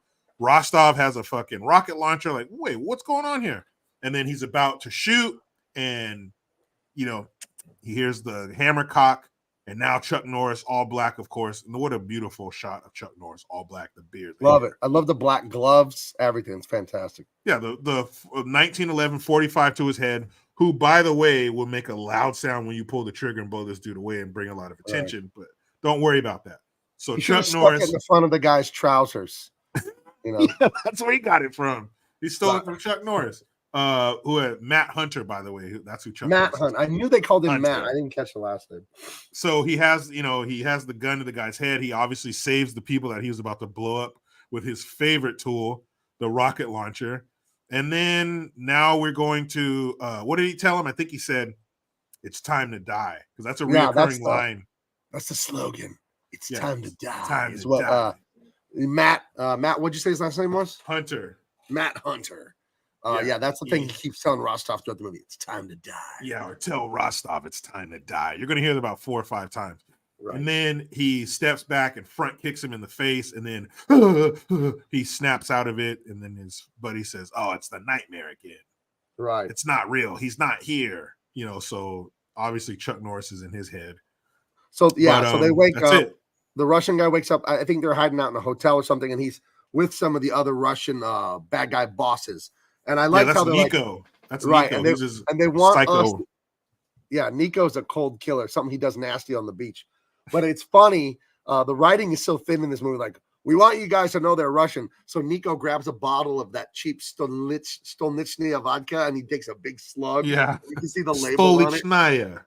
Yeah, I'm gonna have some Stoli, like he's a damn college student or something. So I'm sure Stoli is not made in Russia. I'm sure it's made in like Cleveland or something. Dude, I had a buddy, man. All he would drink is whenever we party or go to the club is fucking Stoli and cranberry. You guys got any Stoli? And we get a Stoli and cran. Like, oh. I don't drink at all. I don't drink or smoke or anything like that. But yeah, I remember in college there were guys, they had their drink, their certain drink that they liked. You know what I mean? Some guys like cheerleader beer. Some guys like Mike Hard's lemonade and like girly kind of drinks. Smirnoff Ice. Yeah. You know what? Remember? Do you remember someone getting iced? That was like an internet meme from like 2001 or 2. This is like early internet, and people in college, they made fun of Smirnoff Ice like it was girly drink. So there was an internet meme like 2001 or 2. You could ice your bro. And that meant you carried a Smirnoff Ice with you. And if you pulled it out on your friend, he had to kneel and drink it, the whole thing. In like I remember that. One glug. So, yeah. Yeah, that was Mike's Hard Lemonade, Smirnoff Ice off the heels of Zima. I think Zima started all that. But, yeah, man, another thing at parties, if you had a beer, someone would come up and hit the top of your beer with the bottom of their beer, and that would cause it to foam, so you'd have to drink it so it didn't spill everywhere. Yeah, I did a lot of smoking and drinking in my youth. But as somebody who I've always, wore what I've wanted to, and when you get into the club party scene, I had certain drinks that I liked. I had certain cigarettes that I like to smoke. So I wouldn't give a shit what anybody said. If they weren't buying them, then fuck, I drink what I want. I like cider. Mark Music Obsession, remember, for 6 months. Good night, guys. We'll catch him up. He's an East Coaster. Glad the show's back. Mark, careful down there. I think he's in Florida, actually. Careful down there. I hear Rostov is on the loose, and he shoots people in the crotch. So just one eye open. Yeah, but one eye open if you sleep. Matt Hunter's down there, too, so you'll be all right. Right. Don't do cocaine. But if you know anyone that does, and they shouldn't, no metal straws. No metal straws. Man. Yeah, watch out for that shit. We know how that shit ends. Jeez. And then tossed her out the window. This is someone getting iced. They had to drink a Smirnoff Ice because their bro pulled it out on them. This was a more kinder, gentler internet about 20 years ago, where it was just jokes. It wasn't constant hate. Yeah, it was innocent. It was just funny. The internet used to just be funny. Now it's a rock fight. The internet. It's horrible. And then 2005 came. 2 girls, 1 cup. Nope. Goodbye, innocence. Goodbye. Nope. Goodbye, internet innocence. Goodbye. We call those the before times. Ooh. So he wakes up from the nightmare in a cold sweat, ranting about how he can't do the mission because they're going to invasion USA, the name of the movie. They're going to invade the USA, these Russians, somehow. I guess with the cocaine money or something like that. Russians and Cubans. Right, right. All commie bastards. Mm-hmm. They're going to invade. But he can't do it with Matt Hunt. Is it Hunter? Why am I having trouble with this? Matt Hunter's out there. It's like, so we got to eliminate him. Because they were going to do their invasion mission, but they're like, no, I had the dream again. So we got to go get him. Mm-hmm. So cut to, sorry, I need a drink. Cut to fan boats flying down in the Florida Everglades again, heading towards Matt Hunter and his old man, Sam Elliott's alligator rescue or whatever it is. And they're coming in armed to the teeth, a bunch of commie bastards. And I love this. This captures everything you love when you're a young man, when you're a little boy, and also when you're a teen. Just, and then they come on fan boats, and they have rocket launchers and machine guns, and the good guy doesn't know. And it's just, I don't know, it captures that ridiculousness that only the Canon films did, Yeah, they know, Rostov knows this is the coldest motherfucker ever, but then a few fan boats, some machine guns, they'll be able to take them. They always think they can. Yeah. So the old man that's Matt Hunter's friend, he comes home. Hey, Sonny, I'm home. He was home from a day of giving airboat rides. That's what it says. It says John Eagles airboat rides right there on the Yep. side of his little airboat. He's coming home and he notices these guys. They're outside the shack, and Chuck Norris is in the front yard chopping wood. You know, it's just their normal, going about their normal business with a chainsaw, and a gunfight breaks out, and the house gets destroyed. They launch a rocket into it, they blow everything up, and they kill old grandpa. And Chuck Norris is like, doesn't shed a tear or anything, and rolls his buddy over, and it's clear he's dead. And he just throws that lamp that he lit the night before with the FBI agent or CIA agent, and he burns down the remains of their shack with the body of his old friend in there. I don't know. That was a little weird. Little Viking pyre. Yeah, it's the fucking old man gets killed, and Chuck Norris. And if you like rocket launchers, then get a towel, all right? Because you're gonna make a mess. Because this movie is packed with rocket launcher scenes. But yeah, you know, it's kind of a burn the place down, burn the evidence / send my buddy off to the afterlife kind of fire. To Valhalla. Yeah, he sent him to Valhalla for some reason. And yeah, he burns the place down, and now he's on his mission. He's going to get in his, again, another action movie trope. Got to have a vehicle. It's either going to be a muscle car or something like that, some souped up thing. But he has a really cool one. I want to say it's an 80-something step side Dodge with the fucking floodlights, a roll bar and the floodlights on top. Come on.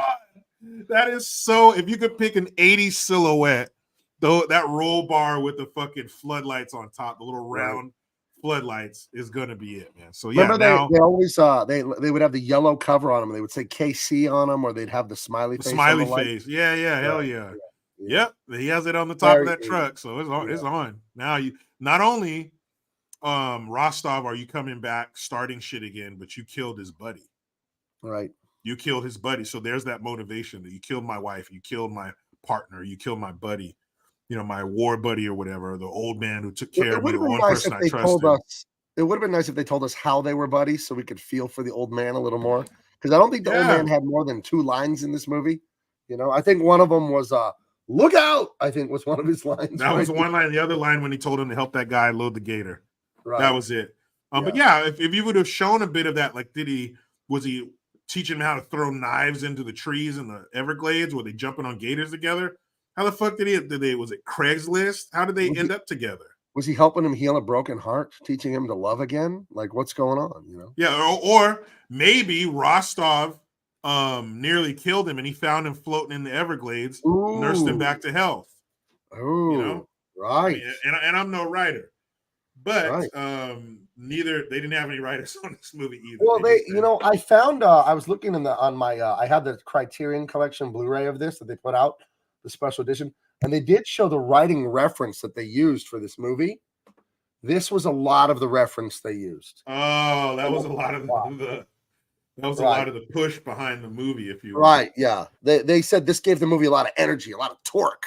You know what I mean? So yeah, man, really a lot of RPMs, if you will. And I'm pretty sure, like you, I had the double DVD. I don't know if you have the double DVD. Maybe you only had like the single DVD, but I had like the double DVD. You got like the two-sided, the Blu-ray, and then the DVD on the other. Yeah, actually, can I be honest? I actually had the triple. It was the Blu-ray, the DVD, and the VHS together in like a triple pack, but like only like cool people got them. But anyway, I not only did they power the writing room, if you will, with all of that powder that you showed there, I think they also hired the writing firm, and then I think that's who they hired to write. It's like listening to a second grader tell you a story, or a woman. The worst. Who's worse? A second grade boy or a woman telling a story? Oh my goodness. Oh my gosh. How many women's names do you get to with your wife, your beautiful bride? How many names do you get to in the story with Melissa and Sharon and Jessica and Tiffany before you tell? I'm not rude to my wife. I tell, honey, I don't know what you're talking about anymore. You got to tell me what this is about. because they'll just start naming all the people. And she said this, and then they didn't invite her on purpose. And she went to visit his uncle like 3 years ago, and then they used to work together. That was back when they lived in Arizona. And it's like, what are you talking about? Like, you're talking about everything except the point of this story. What is the original story? Because I forgot. I don't even know where we are right now. None of the deleted scenes are just pictures of bazookas. That would be better than the deleted Oh my scenes, goodness. Miser. That would be better. So he's resolute. He drives down to the airboat ride office, gets in his truck, and he's taking off because he's gonna go figure out what the hell's going on with Rostov and kill him, because Rostov whoop some ass, man. Right, time to whoop some rusky ass. Smash cut to somewhere near a harbor, a touristy place. You got a nice powder white, a little China white suit that Rostov is wearing. A hot dog. Real classy, because that's what you want to eat in a Coke white suit. Is something in America, ketchup and mustard on it. We come to America, we eat hot dog. It's delicious. We eat your ballpark hot dogs. We like with Stoli. Capitalist swine, eat your hot dog. And it is aphrodisiac. In Russia, it's aphrodisiac. You eat ballpark hot dog and drink Stoli. There you go. There you go. Just fucking mouthing it on that bottle too. I remember I was at the grocery store once. I think I was in college or maybe a little bit after. I saw this bottle of vodka, huge. I think it was a liter, and it was really cheap, like $6, $7. So you knew. And I went and grabbed it, and it was plastic, dude. If you're drinking a liter of vodka out of a plastic bottle, stop right there, run and find the nearest mirror, and just stare into your own eyes. Dude. Just ask yourself what you're doing with your life, dude. Because you might as well be drinking fucking battery acid. It's going to have the same effect on your intestines. Cheap booze out of a plastic bottle. You gotta be kidding me, dude. Love it, man. Imagine no wonder Rostov's crazy running around with a belly full of cheap hot dogs and fucking vodka. He's out of his mind. Poor guy. Just imagine what that toilet's going to look like in the morning. He's spray painting the inside of that thing. Oh, please. I need Pedialyte, please. Yeah, that's all bad. Oh, my gosh. In Russia, alcohol hangs over you. Captain Haruno, women used to send you on side quests during their story about going to get their nails done. I don't care about the cashier's husband's hamster. Yeah, right. Dude, they just take you. I'm like, babe, get to the point. Wrap this shit up. Because this is taking, we're all over. I don't even remember the original story. Do you? Do you even remember? And then it's always something small. You're like, well, what was it about? She's all, oh, well, she lost her keys and her brother had to come open the car. Like, you could have told me that 8 minutes ago. Thank you. Give me the highlights. Give me the, what do they call it? Why did I have to hear about her playing varsity lacrosse at Lehigh University? Like, what did that have to do with what did it have to do with her fucking keys? Right. And then, and us, on the other hand, we're the complete opposite. We hang out with our buddies for 6 hours and come back. What'd you guys talk about? Nothing. Whatever. Nothing. Apparently this week it's Sydney Sweeney's boobs. That's all anybody's talking about on the internet. You know about this, Jericho? Sydney Sweeney. She's an actress. She hosted SNL, and I just see it everywhere. Twitter. The she show. Pulled her titties out? No. She just she's a shapely gal, pretty gal. She wore very revealing clothes, and they will not stop posting it and talking about it all over social media. So she pulled her titties out. If they're not actually out, then nobody cares. No. She's good looking gal. That's all. Let me see. Oh, it's here. Busty. Like that Rodney Carrington song. Don't look now. Mama's got her boobs out. I never heard that song. Hilarious. I was on the Geeks and Gamers channel this morning with Dane talking about Hollywood and our stuff. But that girl there in the middle. And she's been everywhere about that. That is the topic du jour. So Busty. Yeah. So anyway, these two are eating capitalist hot dog, drinking stolichnia, and plotting the World War II amphibious invasion of South Beach in Miami. Yeah, very, very Saving Private Ryan. Right. And that's Nico. That's his Cuban counterpart. Right. Who is a fucking psychopath. And he just blasts in the next scene. This is where they're making their beachhead, where they're literally invading. Right. And he rolls up. There's why he had to do this. I don't understand. But there's a couple, young couple getting down on the beach, and he just grabs a dude by his head, boom, blows his brains out. And the girl's like, ah, bam, shoots her too. And then a few seconds later, here comes the beach invasion. And I'm telling you, they it's have like 1,000 extras. What are those things called? The Higson craft or whatever from World War II, from Normandy and all that? Amphibious assault right. craft. And it's literally like the same ones. The Canon Group movie company, they must have rented some from the military surplus rentals or whatever. I guarantee you, some military base is closing. Like, we'll take these off your hands for pennies on the dollar. Boom, spray paint them, get them in the fucking ocean. Again, this is 1985. There's not all this red, this red tape to get through and hoops to jump through. You got the money. Let's get that shit in the water and film it. But hey, I do give them props for the extras. There wasn't like ones where they're filming in real close because they don't have extras. Tons of extras. Uniforms.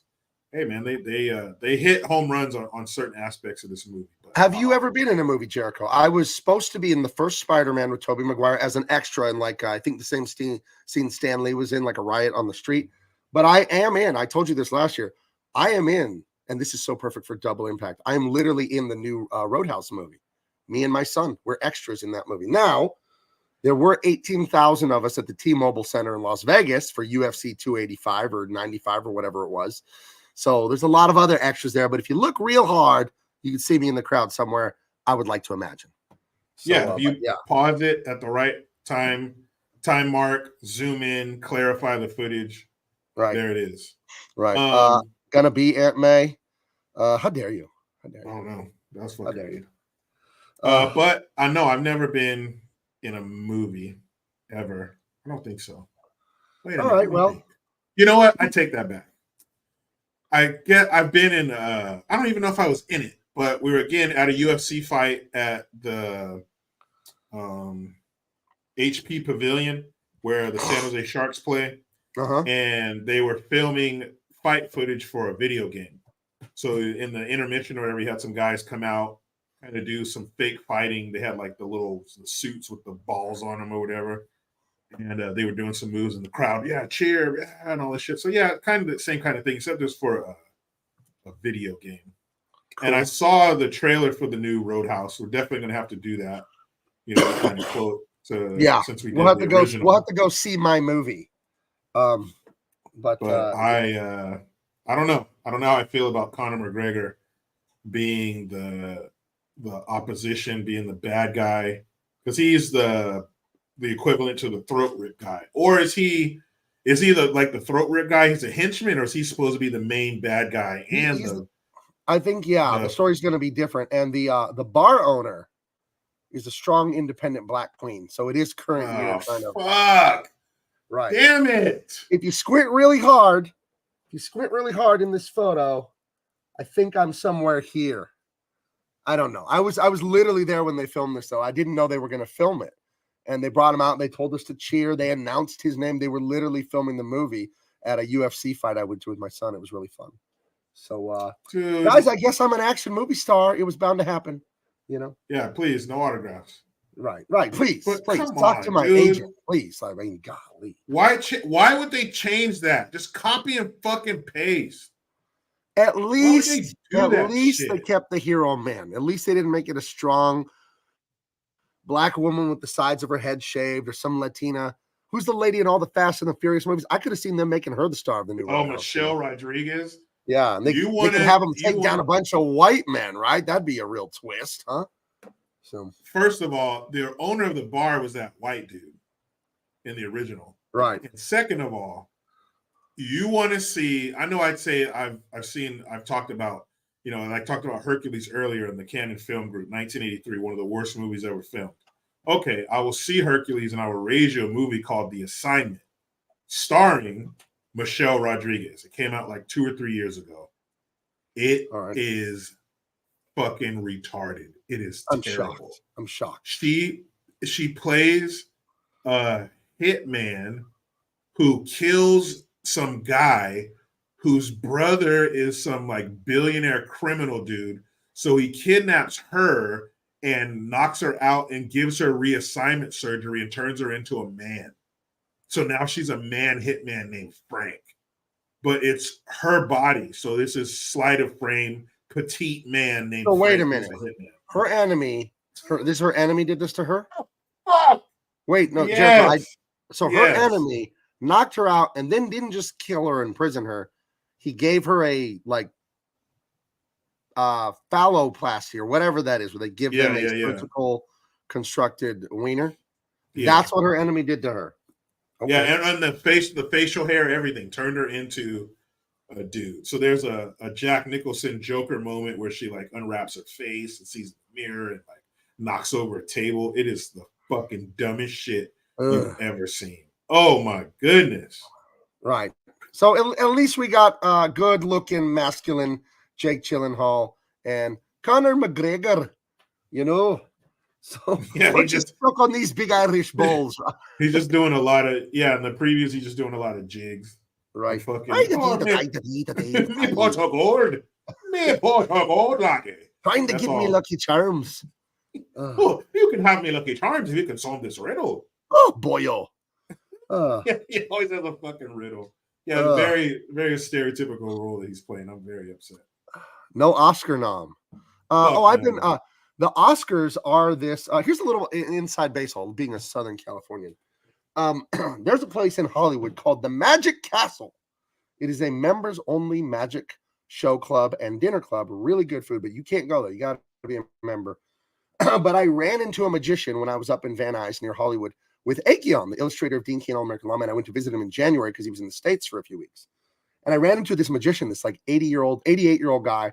He's really friendly. And he gave me his card and he said I could go to the Magic Castle anytime I wanted. So I was going to go this Sunday. We had it all set up for brunch, me, the wife, the kids, big baby. And he called me this afternoon and he warned me. He said, oh my God, I forgot this Sunday is the Oscars. You don't want to go anywhere near the Magic Castle because it's in Hollywood. They shut down the streets, the cops, traffic.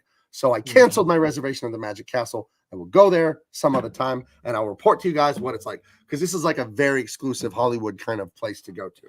So I am excited to go check it out though. I don't like magicians, but I think I can be turned.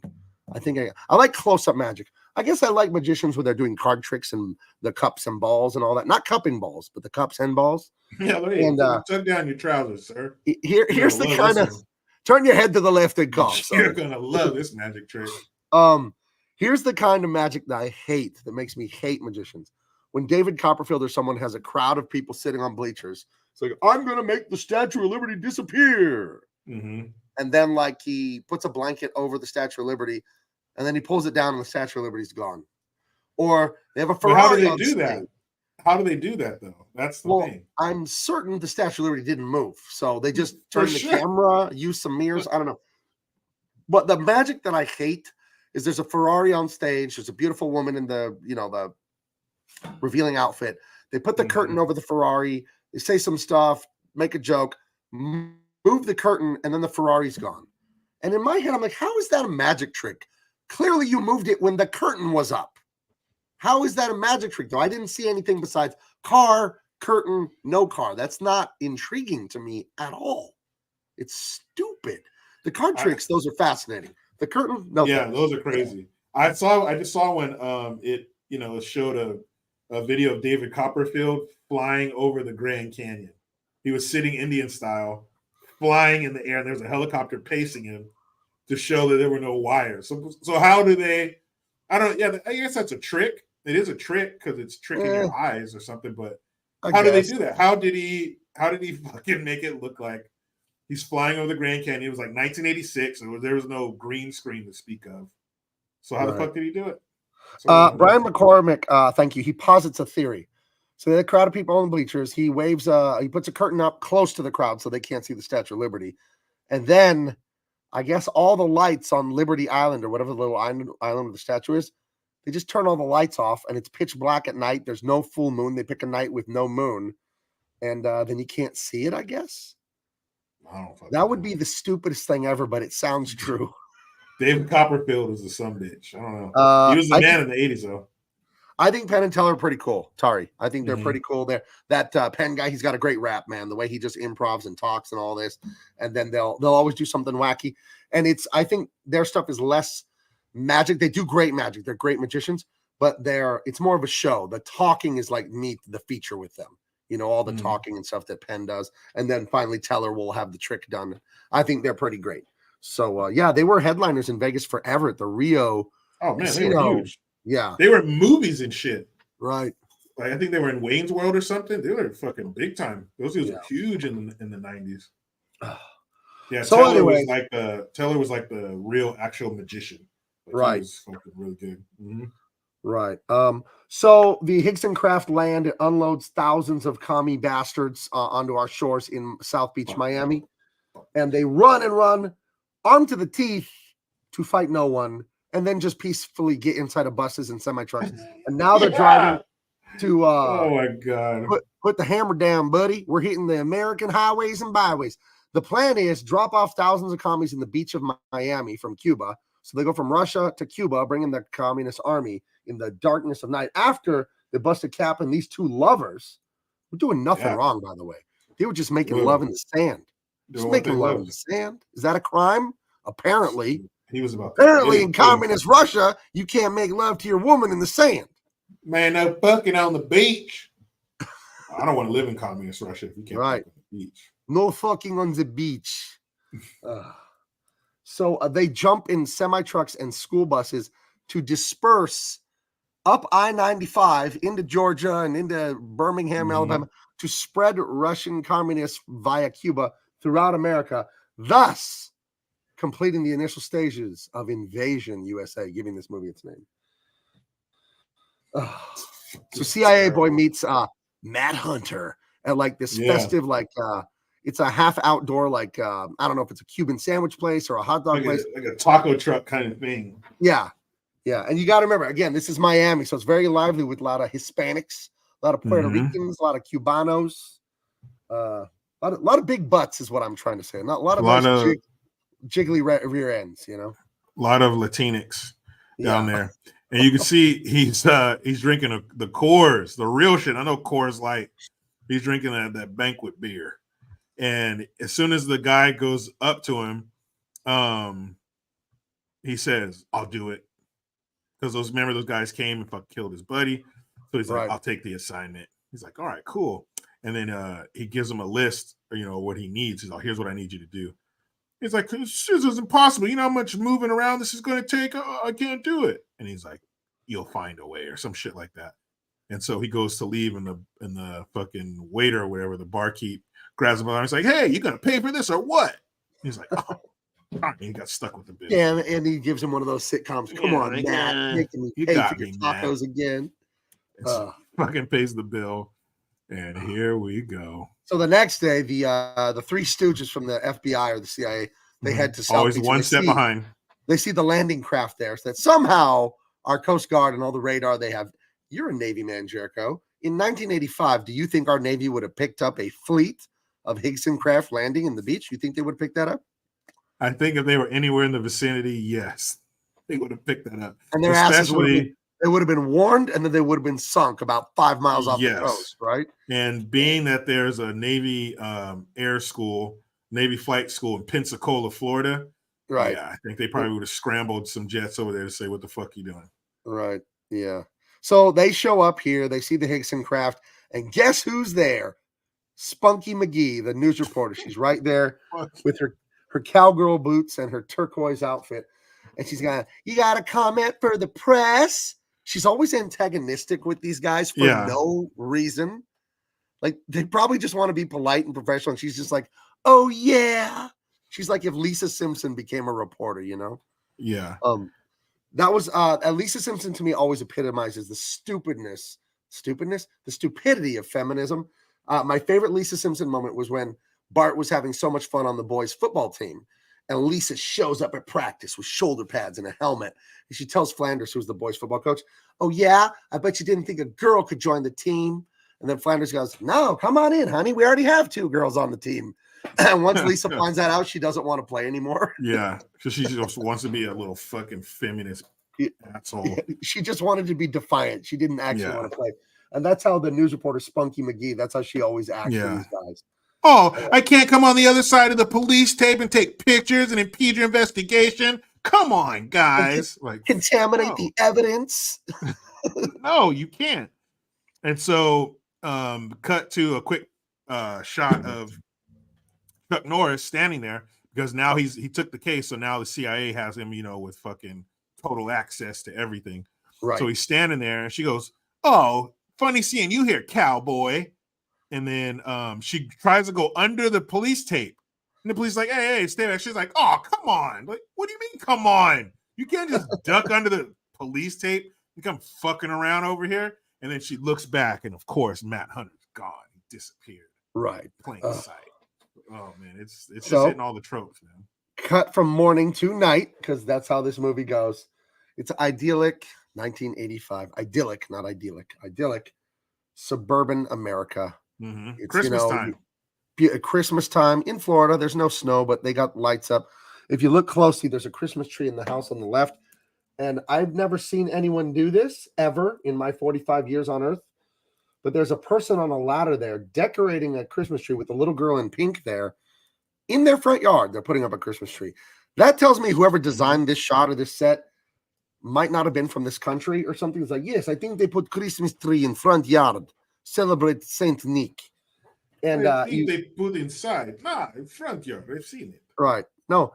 You remember the legend, Jericho. Santa Claus comes down the chimney, out the front door, and leaves your presents in the front yard. Everyone knows this. And you hope that none of your tweaker neighbors get up early and steal them off of your lawn. But yeah, that's the real story of Christmas. And you definitely wouldn't want your presents outside in 1985. This is the year.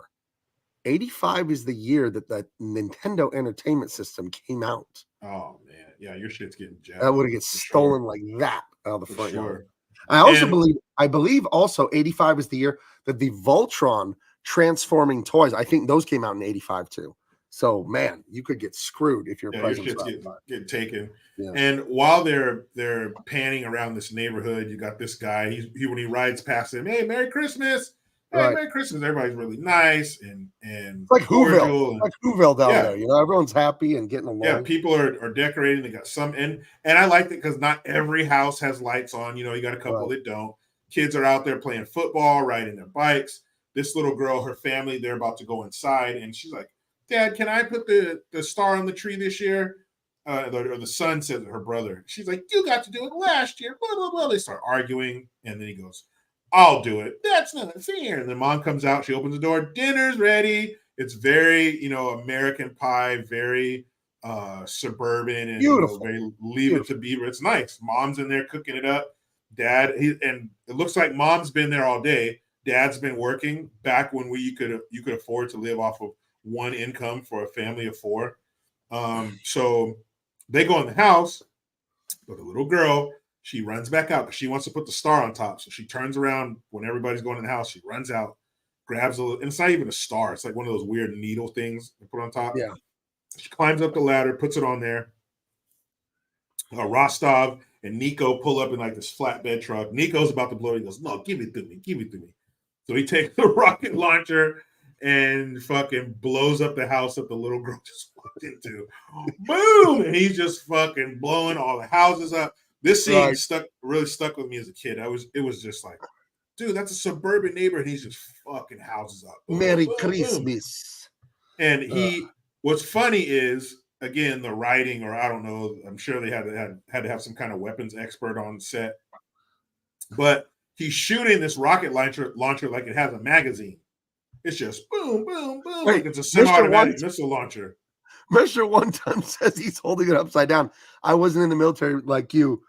I hope he's right. I hope that is upside down because that makes this so much better if it's upside down. But this looks like something that they built.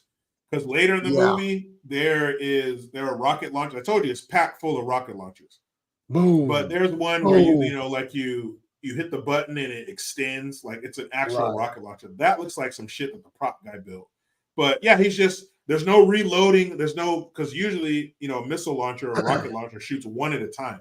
Then it has to be reloaded. He's just boom, boom, boom, boom, semi-auto bazooka, blowing shit up. And it's pretty, it's corny, but it's pretty fucked up image to have somebody just in the middle of a neighborhood blowing up, 5 or 6 houses. It's pretty crazy. And on Christmas, On Christmas. Jeez. Fuck your holidays. And they're just, blowing people up, man. Just blowing up houses. And it's in the evening. People are home. Right. And get fucked. Kill them all. Right. So yeah, so the commies landed on the Higson craft. They're spreading out through America to sow terror and destruction in cities everywhere. That's their plan to destabilize the country with sneak attacks across the land. Cut to a very Cuban neighborhood in Miami, and there's some guys outside what appears to be a community center. And these two are just having a little character moment. The guy's like, "Oh, you want me to talk to her? I'll tell her you think she's cute." We don't know who these people are, but he goes up to a girl, another Latina. They all seem to be Cubans, and I like, yeah, oh, Latinx. You're right. And he goes up, he talks to the girl. They kind of flirt, this and that, and then these two cops pull up. The cop on the left there, the Asian gentleman, it looks a little bit like Bruce Lee. He's got that same chin, that same tough guy chin. He was on the fan boats where they blew up Sam Elliott's shotgun shack. So he's one of the commies that works for Rosto. These are not cops. These are commies, and they're pretending to be Miami police. And they light up everyone at this outdoor like grill. There's music going, the beer's flowing. They're eating, who knows, empanadas, whatever Cuban delicacies would be, Cuban party food. And they kill so many people at this thing. It's terrible. They're just lighting them up. And then guess who's there? Spunky McGee. Spunky Reporter. Spunky That's right. Reporter Inc. That's right. Man, she's I can see her at the office. She's got like a J. Jonah Jameson as her editor, like Spider-Man's house. Spunky, I need you to get the spunkiest pictures around Miami that you can get for me. Can you do that? Can you handle that for me? Yeah, I got it. But she never turns it down. I don't need any lip out of you, Spunky. She never turns it down. No. She's always giving attitude, being a dick right off the bat. At least she's consistent.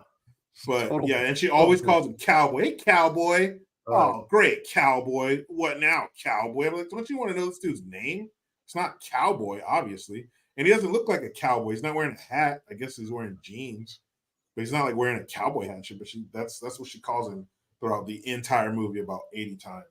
Right. I just want to know how she's always in the right place at the right time. Is she working with the commies? Because it's a little. She has good sources.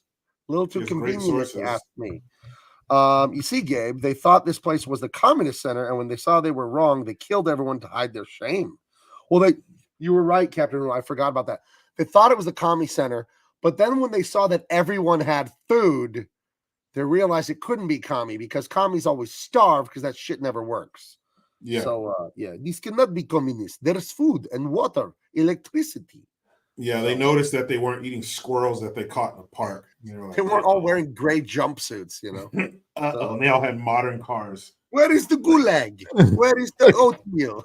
I'm very ashamed. Open fire. And this is a common theme. You'll start to see this a lot. They just pull up to, packed places, bars and stuff, or events. And that's the truck. Spraying people. This truck symbolizes 1985 the step side Dodge right there. Hell yeah. Right. And Chuck Norris, he pulls up at a bar because now he's on a hunt for info on how to stop Rostov. Yeah, he knows where to go. Because remember, he was with the company at one time, so he's going back to his old sources. He knows where the players are.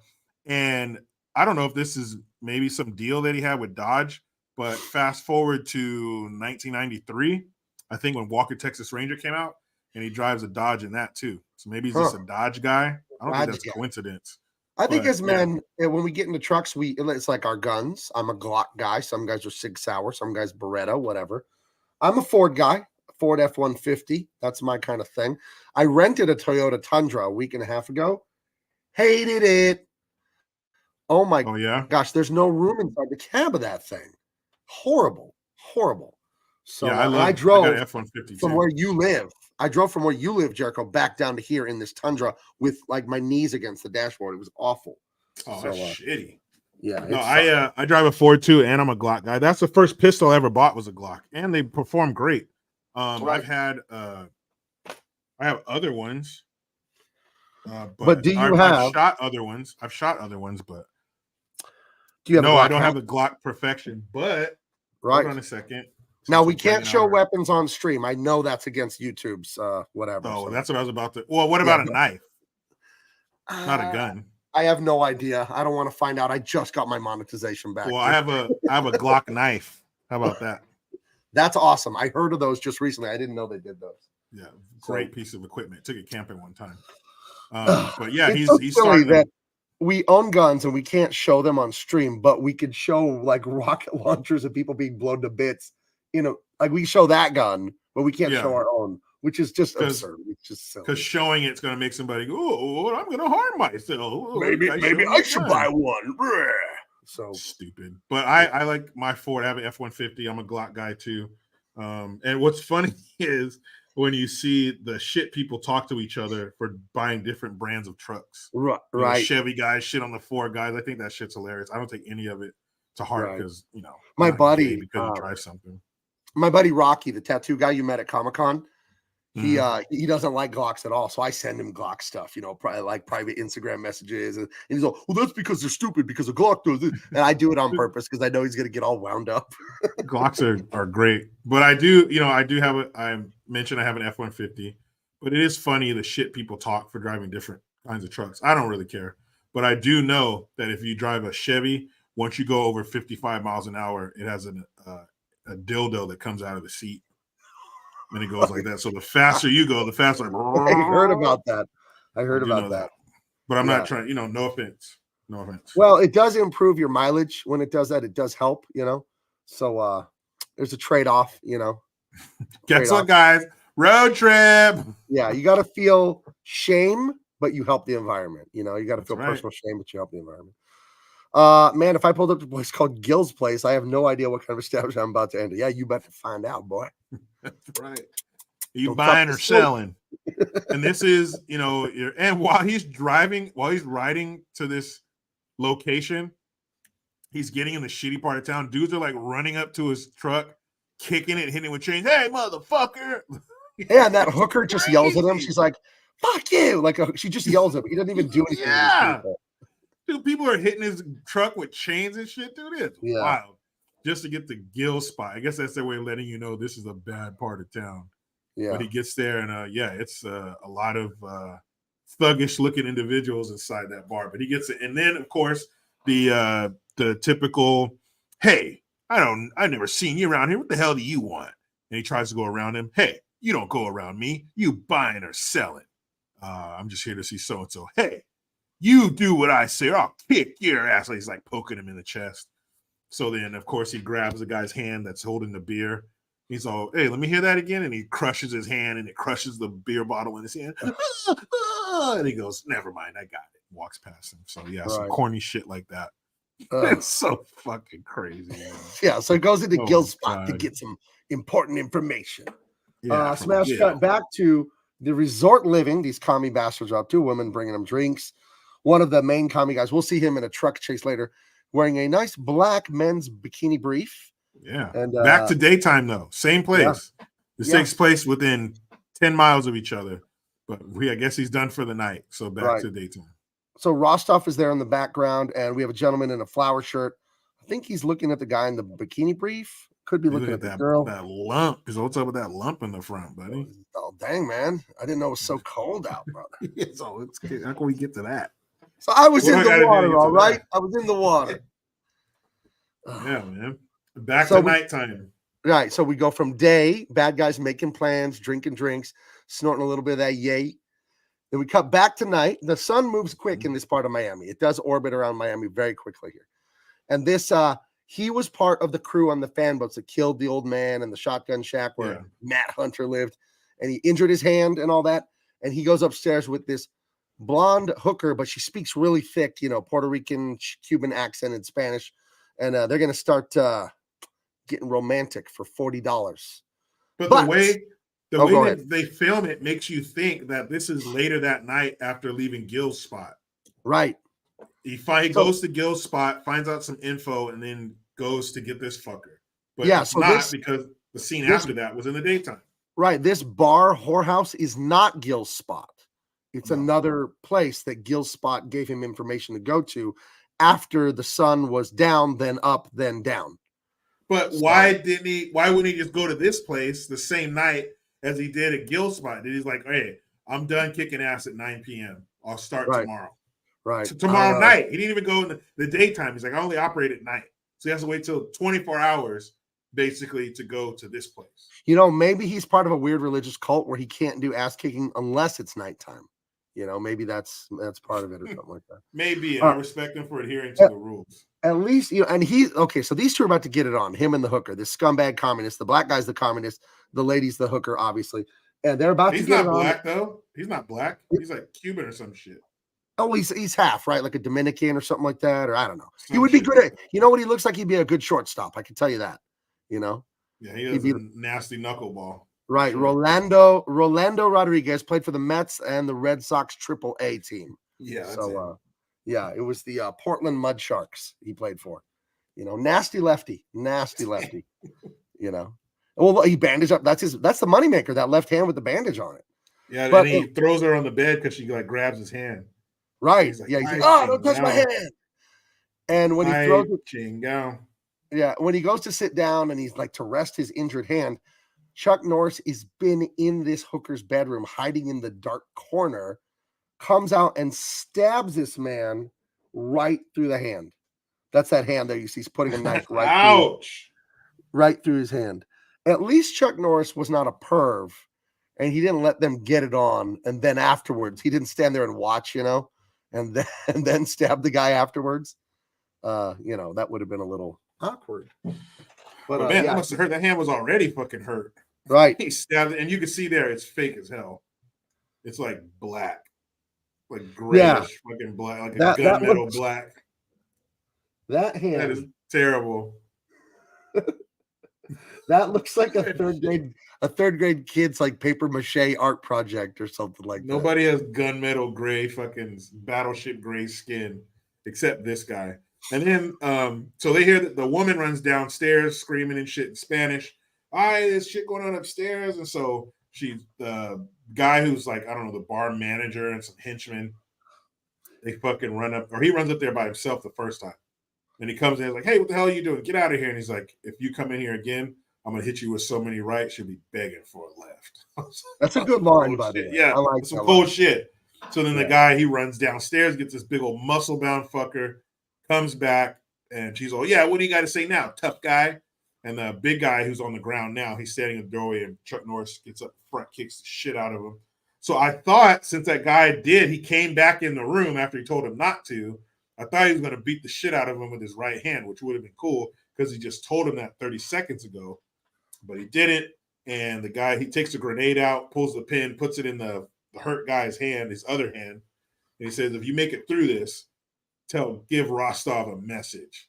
Tell him it's time to die. Right. So he leaves. The guy in the red tank top and the muscle weightlifter on the floor. Yeah.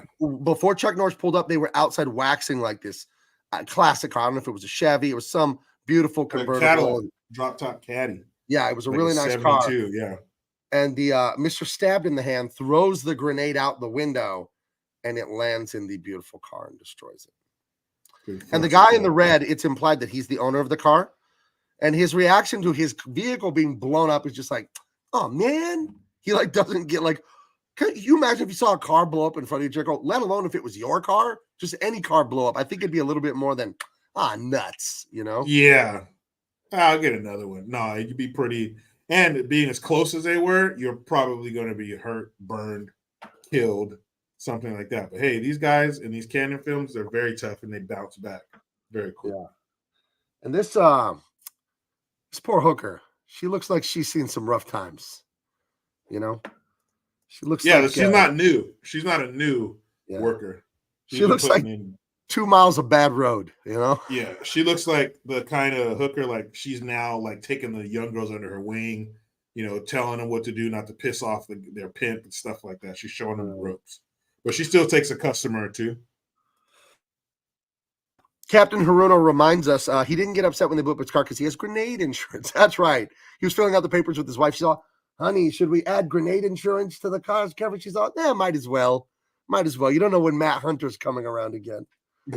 Good thing he listened, man. Right. Good thing he listened to the old battle axe. Oh, he was right this time. Can you imagine if he didn't? What she would have read him the riot act when he got home. I told you, but you were so smart and you didn't want her rolling pin in her fucking hand. Remember, what was that comic strip of like the Irish guy or the Scottish guy? He'd always come home sneaking in the house drunk. Andy Cap. Remember? It was a black and white newspaper strip right there by Garfield and all that. And he had the cigarette and the hat pulled down over his eyes, and he was always at the bar flirting with women. And then he'd come home to that big bitch wife with the rolling pin. Do you know what I'm talking about? Vaguely. Let me see. I'll show it to you. Here's that image of it. Yeah, this is it here. This is Andy Cap. I will drag it over. Do you remember this guy? He was I don't know. He was always up to something. Oh yeah. For sure. And his wife was a bitch. Right. She was ugly, and he was always flirting with cute ladies at the bar. Then she would always give him a good old punch in the head when he got home drunk. So, let's see here.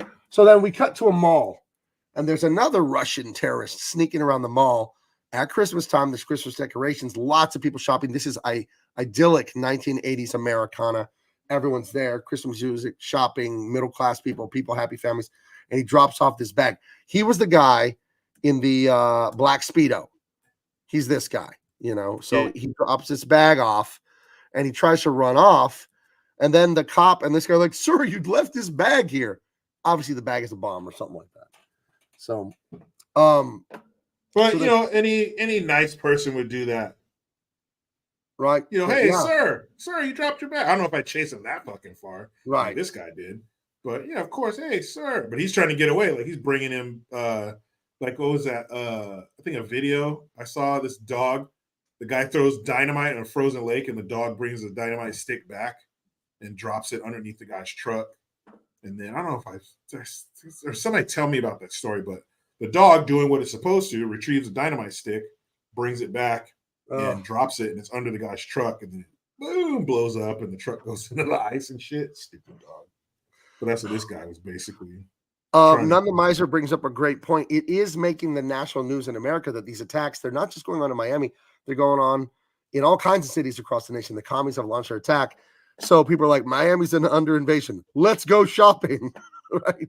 Because they already destroyed a neighborhood with rocket launchers. Yeah, let's just clear our heads and go buy some Christmas presents. Hey, Jericho, did you hear about the rocket attack in that neighborhood? Hey, did you want to go to Wetzel Pretzel? I heard they got a new pretzel dog there.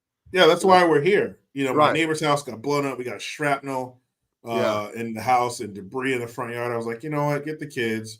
Let's go to Orange Julius. We'll come back and pick up, the wreckage later. Let's just go get some shopping done. Right. So, yeah, he drops off the bomb bag. He's trying to run away, and he runs past some allies of his who were hidden in the crowd. They pull out automatic, semi-automatic weapons, or it looks like submachine guns, start just wasting people everywhere at Christmas. Yep. At Christmas. And then the bomb blows up.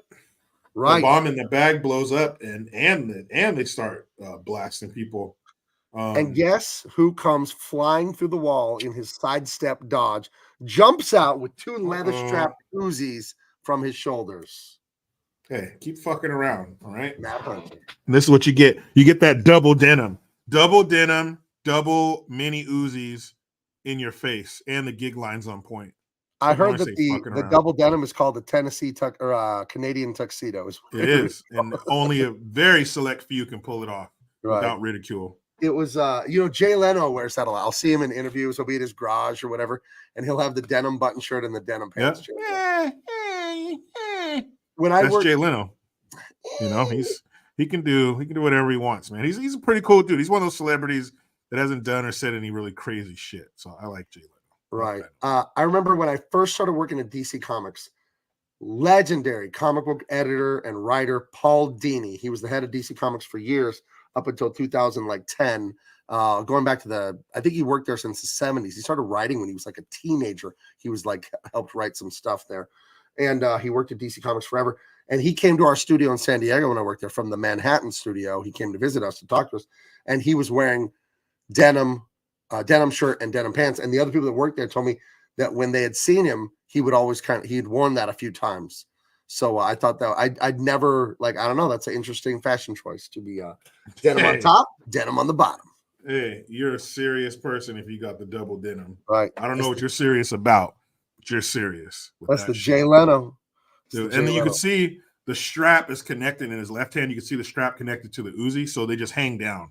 Right. There's no putting them in a holster. He just lets them hang down. Boom, grab them, whip those things up, and start spraying communists in their face.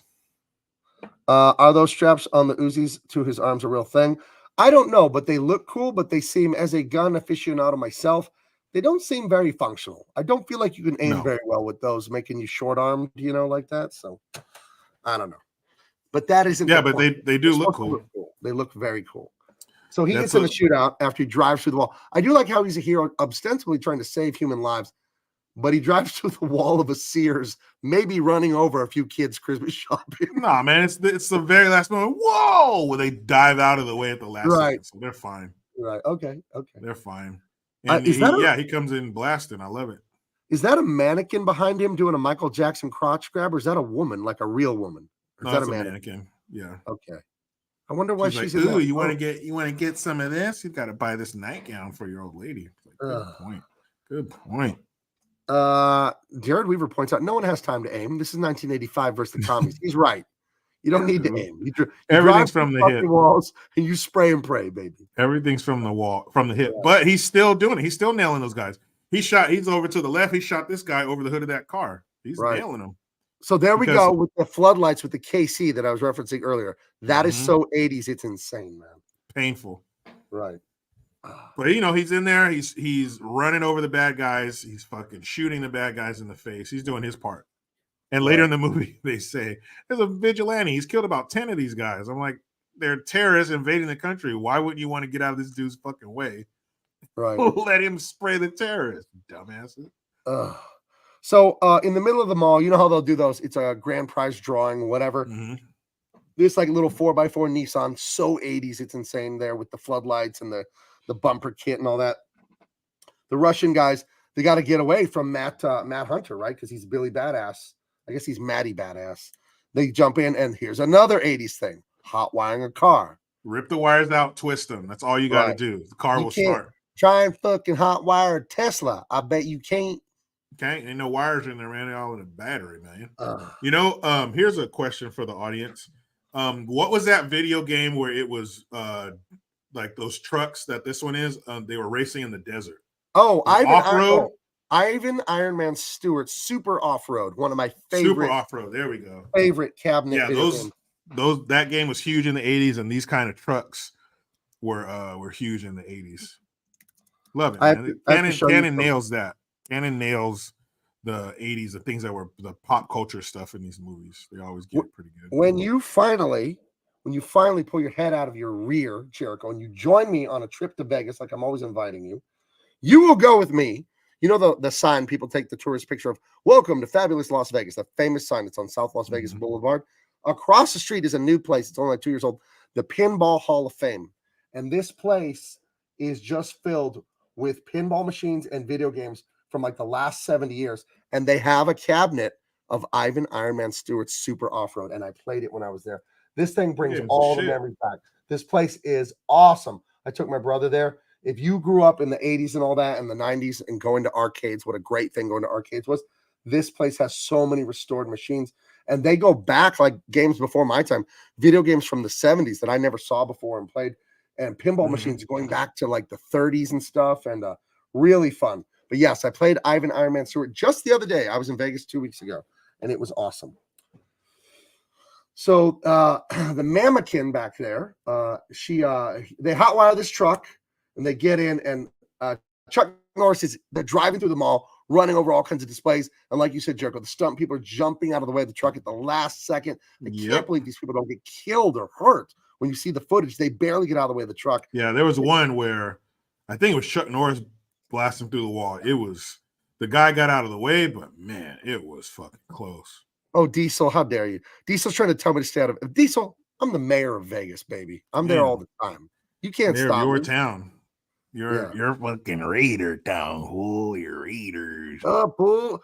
Diesel, have you been to the Raiders Stadium yet? As I'm a Denver Bronco fan, everybody knows that.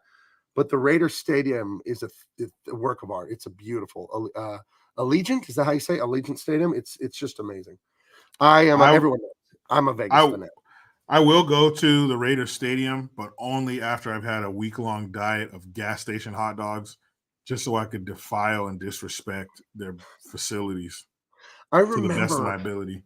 I would go to the Bronco Charger games here in San Diego. And San Diego, bring the Chargers back. Damn it. We need to have an Too late, NFL man. team here. Jeez. Too late. And I remember going in the bathroom there. It was either here or Denver. One of the NFL stadiums I went to, in the urinals, they had Kansas City Chief like rubber splash mat in the urinal to pee on. So that was good. You know. That's pretty good.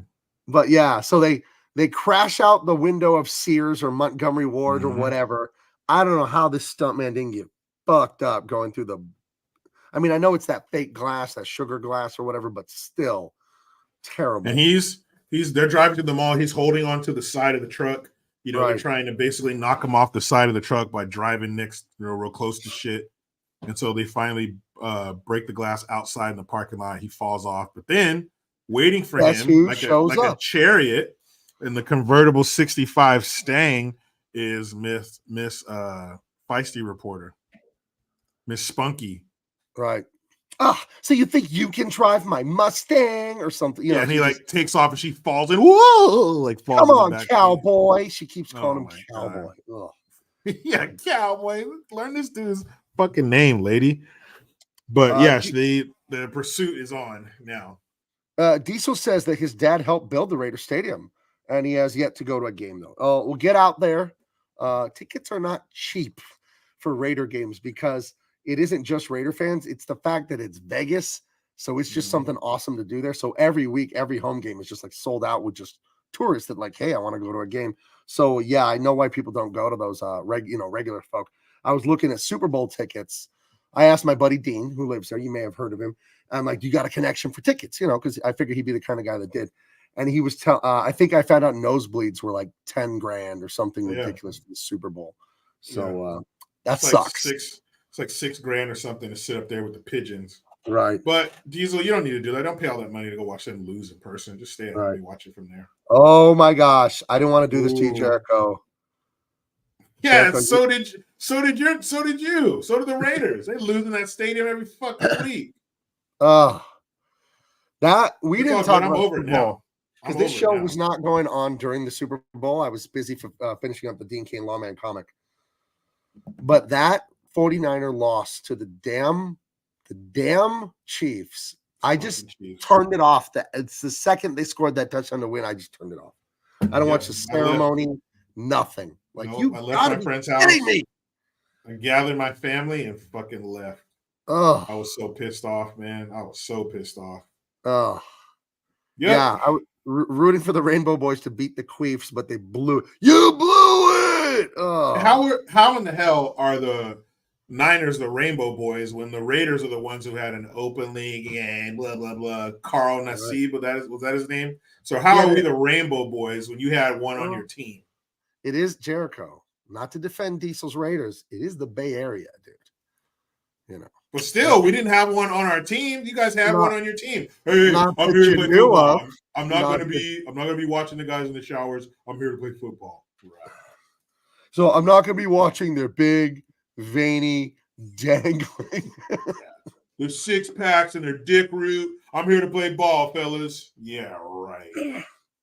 No, I did not celebrate like a Swiftie. I did not, Charlie Stevenson. Fuck no. If they sent a straight guy. Like, yeah, this is your new locker room with a bunch of fit, hot chicks with titties everywhere. Nope, put my blinders on. I'm here to play ball, ladies. Bullshit. You remember that ridiculous lingerie football league? Oh, that shit was that would be like if one of us was in that league, Like, let's hit the showers, girls. Great practice. Hey, head down. I'm not looking. Yeah. I'm not looking. Titties and ass. Like, I'm the quarterback, and I'm the only man in the lingerie league, and I'm playing QB. I'm like, I'm not going to shotgun. I'm going under center. I like running the offense. Yeah, play. But it would be better if we went shotgun. Nope. Got to get my hands on it. Like, El Taib, it's 3rd and long. We need you in shotgun for the pass play. No, coach. I want to go power I under the center. Yeah, I got to be up here with my ladies. Quit smelling the back of your hand. Get out of the huddle. What do you mean? It's like, coach. Can we do a QB sneak? It's 3rd and 17. Why would we do that? Because it just feels right. It just feels right. But yeah, she's like, hey, so like, do I have a mole right here? It's like right above my labia. Nope, not gonna look. I'm here to play ball, ladies. Yeah, right. What was that Niner comment? Go back, Gabe. Two comments ago. San Francisco. They do play in Palo Alto. No, they don't. They play in Santa Clara. Oh, it's Santa Clara. They used to play in Palo Alto, or No, Santa Clara's where near. Isn't it near it though? that's I don't know. where Stanford plays. Oh, that's where Palo Stanford plays. Alto. Okay, that's what I'm thinking. The Stanford The Cardinals. Niners play in Santa Clara. We used to play in Candlestick, which was, I mean, technically San Francisco. It wasn't in the city though, but you drove through the city to get out of there, which was a bitch. Yeah. But it's Santa Clara. Captain Haruna doesn't watch sports. I'm not a big sports guy anymore either because it's so woke and stupid now. I will get into the NFL if the Denver Broncos do good. They have not done good in 8 years. After they won the Super Bowl, they decided to shit in their own helmets for the last 8 years. I am a UFC fanatic, so I do like the UFC, but that's pretty much the only sport I'm into. And I am bandwagoning the Denver Nuggets because I'm from Colorado, and I always kind of like the Nuggets, but they were always a terrible joke. And now they're the best team in the NBA, and they're the defending champs with one of the greatest players of all time in NBA history in Nikola Jokic, that Serbian dude. He's insane. He's like 8 years in the league, and he's already breaking like records that all the great centers and players have when they had 15-year careers. He's already breaking their records like in 8 years. It's insane. That guy is ridiculous. So I am bandwagoning a little bit of NBA, even though I hate LeBron James. So no, I'm strictly football. And I hate that they put in racism on the field and all that shit, but they're not taking that one away from me. Right. Me and my son joke about that. Like, if you catch the touchdown on the end racism, does racism end? Like, Yeah, all that'll of a set sudden, it off. this portal will He has- open in the middle of the field, Right. and all racism will be sucked into it, never to be Right. heard from again. Right. But They'll go it's also my son is 8 years old now, so he's old enough to start watching the games with me and shit. I'm not letting him take that from me. Fuck you Right. guys. If he notices any bullshit, Dad, what does that say? I'll explain to him how fucking stupid it is. Right. But you're not taking that from me, you woke bastards. Right. That's right. They cannot take our they can't take what does it say? They can take our lives, but they can't take our freedom. They can't take our football, damn it.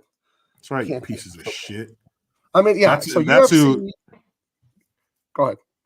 That's who Chuck Norris was fighting against in this movie, communism, just like that. Right. I'd get into the lingerie league if it was still around, So no, I never saw a game about it. It looked ridiculous, that game. It looked ridiculous. It is. So the chase is on outside of the mall, which goes on, and it's so dumb. Like you see that long road that they're on? They just drive in a straight line. There's a scene where they have some girl. So when they came out of the mall and broke through the glass, they almost ran these girls over. So they go up to the car. Hey, you asshole! You almost hit us! And he grabs one of them by the hair and takes off. So she's hanging outside of the truck. So there's the classic. Chuck Norris is trying to get close to the truck. Hey, grab the girl. This reporter, this feisty reporter, who she's not a stunt woman, but she's like, yeah, sure, I'll grab this lady off of these vehicles speeding down the road. So she finally gets her and pulls her into the convertible. But they're just going in a straight line. I'm like, why doesn't the bad guy just turn down the street or turn around? But no, they're just, oh, fuck you, going in a straight line. This shit's dumb. That's why when you say the writing in this movie was like, and then, I feel like the cocaine gave them the energy to keep going with the and thens. Yeah, let's get another line and then we'll figure out this next scene. But it was just, you think, why didn't you just turn? But no, they're just straight line, ramming into each other, speeding up. It was so stupid. And then after he gets the girl, hits him, makes him go over, and then boom, hit a row of cars. Well, he throws a grenade inside the cab of the Nissan truck. Oh, yeah, and then it's on the floor. That's right. They can't get it. They're scrambling. They try to get the grenade, and he runs them off the road with the Mustang, and then they miss a telephone pole, drive into a used car lot, hit a bunch of looks like sedans, and then the grenade goes off. Chef's kiss. It is huge explosion. Perfection. And of course, no grenade is going to create a fucking fireball. One grenade is not going to make this fucking huge 3-story fireball. But thank you, Hollywood, for making us think it will. And then all you dick shooters out there, here comes your scene. Right. So Rostov is talking to our friend who got stabbed with the hooker, stabbed in the left hand, because he just found out that Matt Hunter shut down the terrorist attack on Sears at the local mall. Bastard. And how does Matt Hunter know our every move? Blah, blah, blah. And he finds out this guy told him because he got stabbed in the hand, and I told him everything you're doing. And he told me to give you a message. He said it's time to die. Spits a loogie in this guy's face. Yeah. Yeah. and then gets his dick shot off. Yeah, but and then he spits on him as he's falling down. He spits in his face, and then he gives, and the first guy, Billy Drago, he gave him 2. He gave this fucker 3 in the dick. Boom, Now, boom, I wonder boom. if the dick was in the script, or was this improv by this actor with the scars? You know, did they just say he shoots him in the script, or did it say he shoots his penis off in the script? I would like to get a hold of the script of this movie. I think they gave him creative freedom, where they're like, yeah, shoot him wherever you want. And they think, So maybe in the first take he shot him in the chest, and he was like, hold on, I have an idea. Can we go again? He tells her, can we go again? Okay, everybody quiet. Action. He just shoves it down his back. Hey man, what are you doing, man? Dude, shot him 3 times in his dick. I was like, whoa, you're crazy, dude. Oh, you're crazy. Man. Yep, sure did. Gave him 3 rounds to the pecker. Damn, dude. That was the world's worst circumcision. Again, I didn't know that a shot to the dick was fatal. I mean, you could bleed to death, but I didn't know it was like a shot to the head or something where, boom, you're out of here. Right. He popped that dude 3 times. It was a shot to the other head. When the coroner was filling out his report, it says this man was shot in the head. No, not that one, the other one. Downstairs. He put in parentheses, downstairs. Right, yeah. He gave him a sex change. He's all, he told me to tell you it's time to die, sir. And he goes, it's ma'am, and then shoots him. It's ma'am. Dude, how stupid was that? I mean, just weird. You're going to shoot a guy in the dick? Okay. I don't know. So all right, him and Nico realize they got to ramp things up. That Matt Wagner is a comic book artist. Matt Hunter is out there and he's foiling all their communist dreams. Prick. FBI boys, they're at the mall checking things over. They're always there after the fact, but Spunky's not here to argue with them because she's off with Cowboy in the Mustang. Cut to, they say that now the National Guard is patrolling the neighborhoods. You know, the military's rolling around neighborhoods to protect things. I don't know how effective it would be to have a tank and track homes, but, you know, your mileage may vary. Let's try it. Yeah. But, yeah, so then we go from night to day to night. It don't matter. Just, you know, who's keeping track? Yeah. Man. And he's driving around, and there's military patrols everywhere, right? During the day, there's military patrols. Then at night, there's still military patrols. He's driving around Miami. I don't know what he's up to because he's just driving around. Dude, how big is Miami where it takes him 24 hours to get from place to place? Excuse me. A little bit of heartburn from dinner. Sorry. So, and then he gets stopped by some patrol vehicles, one in the front and one in the back. And they're like, oh, do you have ID and this and that? But guess who it is again? Hey. Remember? He was at the fan boat massacre. He was the cop that killed all the Cubans that were just having their innocent party in front of that community center. And now he's pretending to be a stolen valor. Stolen valor, this guy. Pretending to be a military man. Infiltrated the military. And I love this because he's like, do you have any ID? And Matt Hunter, Chuck Norris, is like, yeah. And he leans back in his truck and then comes out with both Uzis. And I got a perfect picture of it. That's beautiful. Oh. Was it Japan Man? I had heard about this. Okay, I had heard about this. Let me it's been a while, but I had heard. Do you let's see if he's here. Jericho, you told me Japan Man had to stay at your house? He was having a hard time. Is he there? Yeah, he's been here. He's been here for a while, actually. Okay. Out staying his welcome. Oh, he's here. I just hear a gong when he comes in. Okay. Japan Man, how you doing? It's been a while, friend. How you been? I'm good. So I heard this guy, he's your cousin or he's your girlfriend's cousin? He was my girlfriend. Oh, he was your girlfriend. Oh. Yeah, he's a prisoner. A wrong story. A wrong story. Oh. Well, what I wanted to ask you, since, you know, this is from the 80s, we were not culturally sensitive back then. Do you feel like Matt Hunter just wasting this beautiful young man with these twin Uzis? Do you feel like it was racially motivated? You got a white man here, twin Uzis, and then you got an Asian man trying to do what he believes is right. Do you feel like it was racially motivated killing, or do you feel on the Japan Man rating scale, is this justified or is it racial? Is it wrong?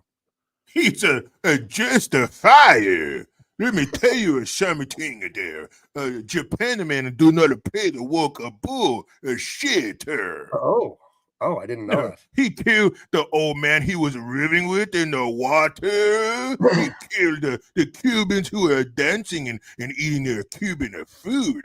They should have been eating Mikadana, though. Oh, have you ever been to a Cuban McDonald's? I love the Cuban Mikadana, though. The only difference is they serve beans with everything. Oh, instead of French fries or instead of meat? No, with the French fry and they put beans on the fry. Oh, wow. Yeah. Is it good or is it weird? It tasted good, but it don't smell good later in my house.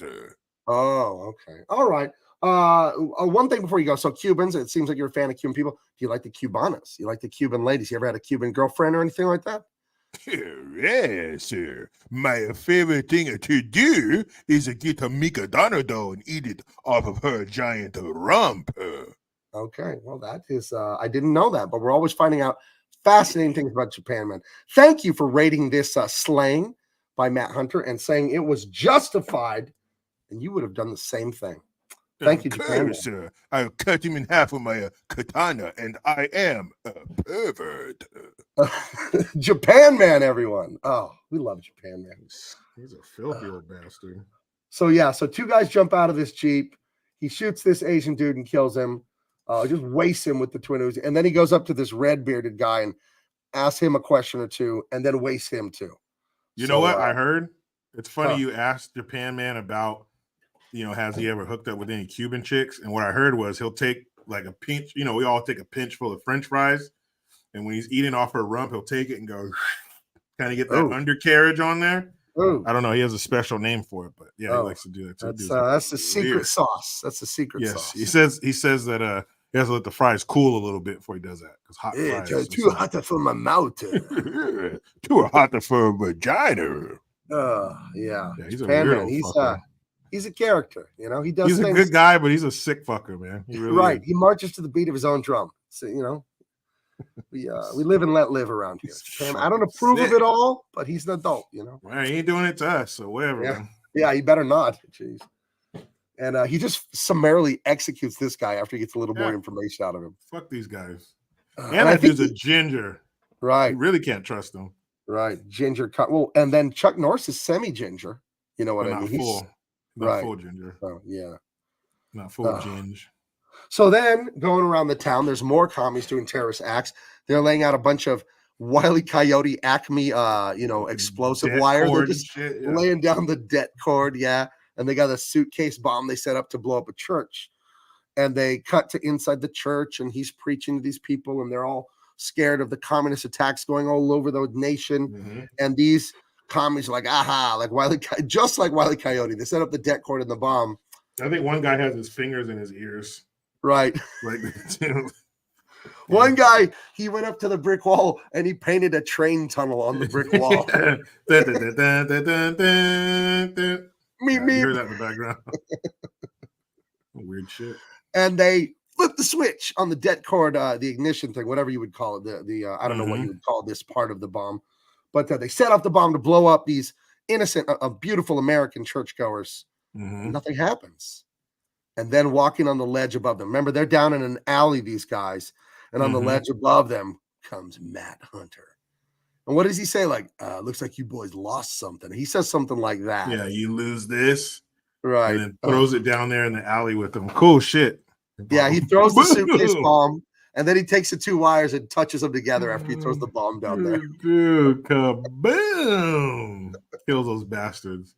They got what they deserve, man. Everybody in this movie gets what they deserve, which is what I like. Good or bad. Corrupted Hiroto does remind us that he feels like Japan Man is way more tame than the Purple Menace Barney. That man tried to kill Big Bird with the Challenger. That is true. That is true. Yeah, but Barney, he's a, no pun intended, but he's a different animal. Barney actually just got out of jail. When we didn't do the show for 2 months, he actually got arrested at the holidays. He got drunk at a Christmas party. He called me. I was his one phone call, by the way. Like, Barney, call your attorney. Why are you calling me? So he was tied up in the legal system for like 3-4 weeks. No, but his attorney is Saint Bernard Sanders, and Saint Bernard Sanders was in Barbados for the whole month of December, so he couldn't get in touch with him, so he had to call you.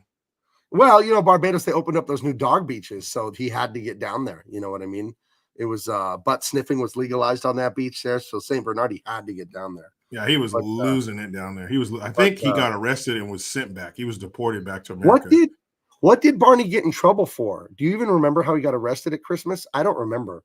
Maybe I remember. We should just ask him. Barney, how you doing, buddy? Uh-oh. Yeah, I'm good. Thanks for taking my call, fucker. Yeah, man. I mean, I asked you not to call me after midnight, but you did anyway. What the hell did you do? I thought you said you were for the holidays. It was the new Barney. You were going to chill for the rest of the year, hit the new year, hit the gym, hit the keto diet, lose some of the gut. You told me you had all these big plans, dude.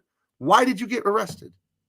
I did all of those things, Gabriel. Can I call you that?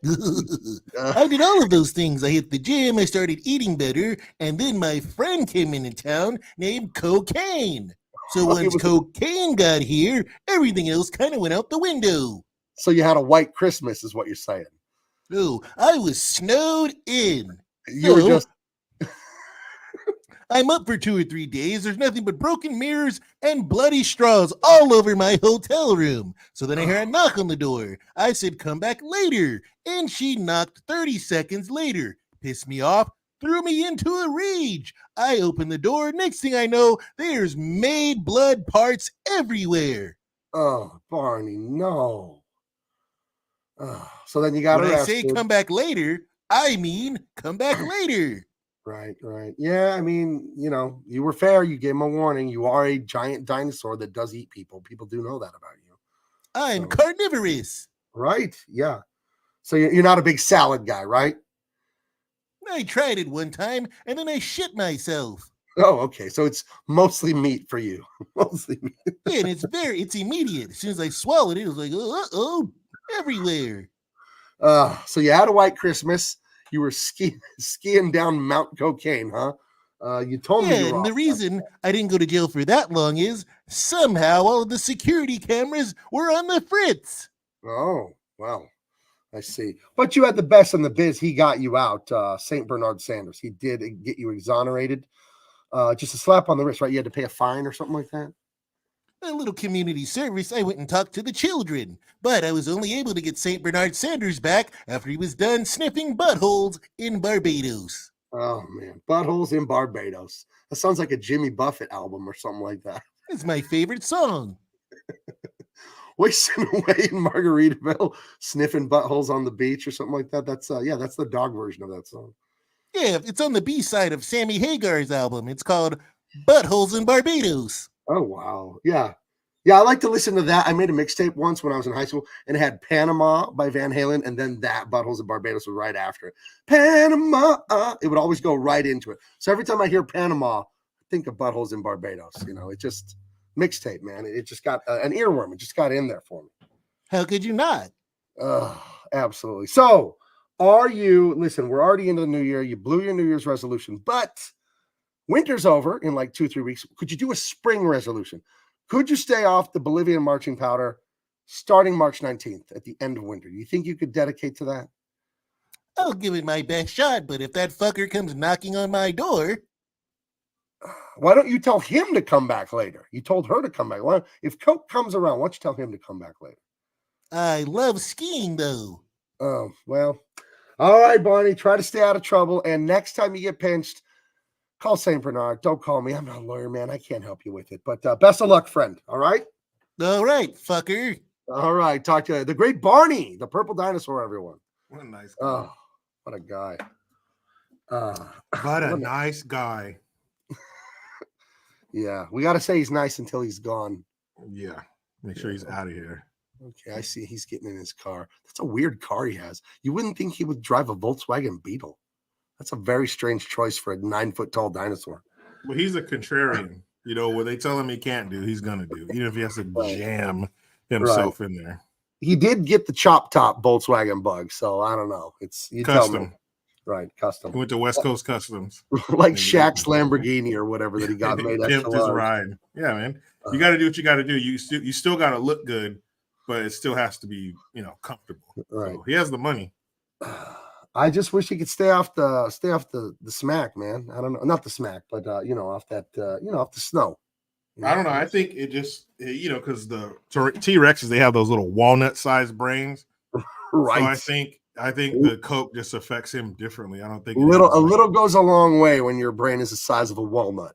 Let's just say it. I think yeah, but his brain might be the size of a walnut, but so are his nostrils. They're about the same diameter. So but hey, he's only according to him, he's only killed bad people who deserve it. So Well, I'm on his side. I'm not going to disagree with him, but I guess I'll keep my opinion to myself on that. Yep. I'm not Make sure he disagreeing. didn't careful. Make sure he didn't circle the block and come back and make sure you weren't talking shit. It's like funny that. you say that, dude. He's done that multiple times. It's the He's like creepiest that. thing. I open the blinds and he's in the Volkswagen chop top, like 12 miles an hour, just staring in my window. It's the weirdest thing, dude. Yeah.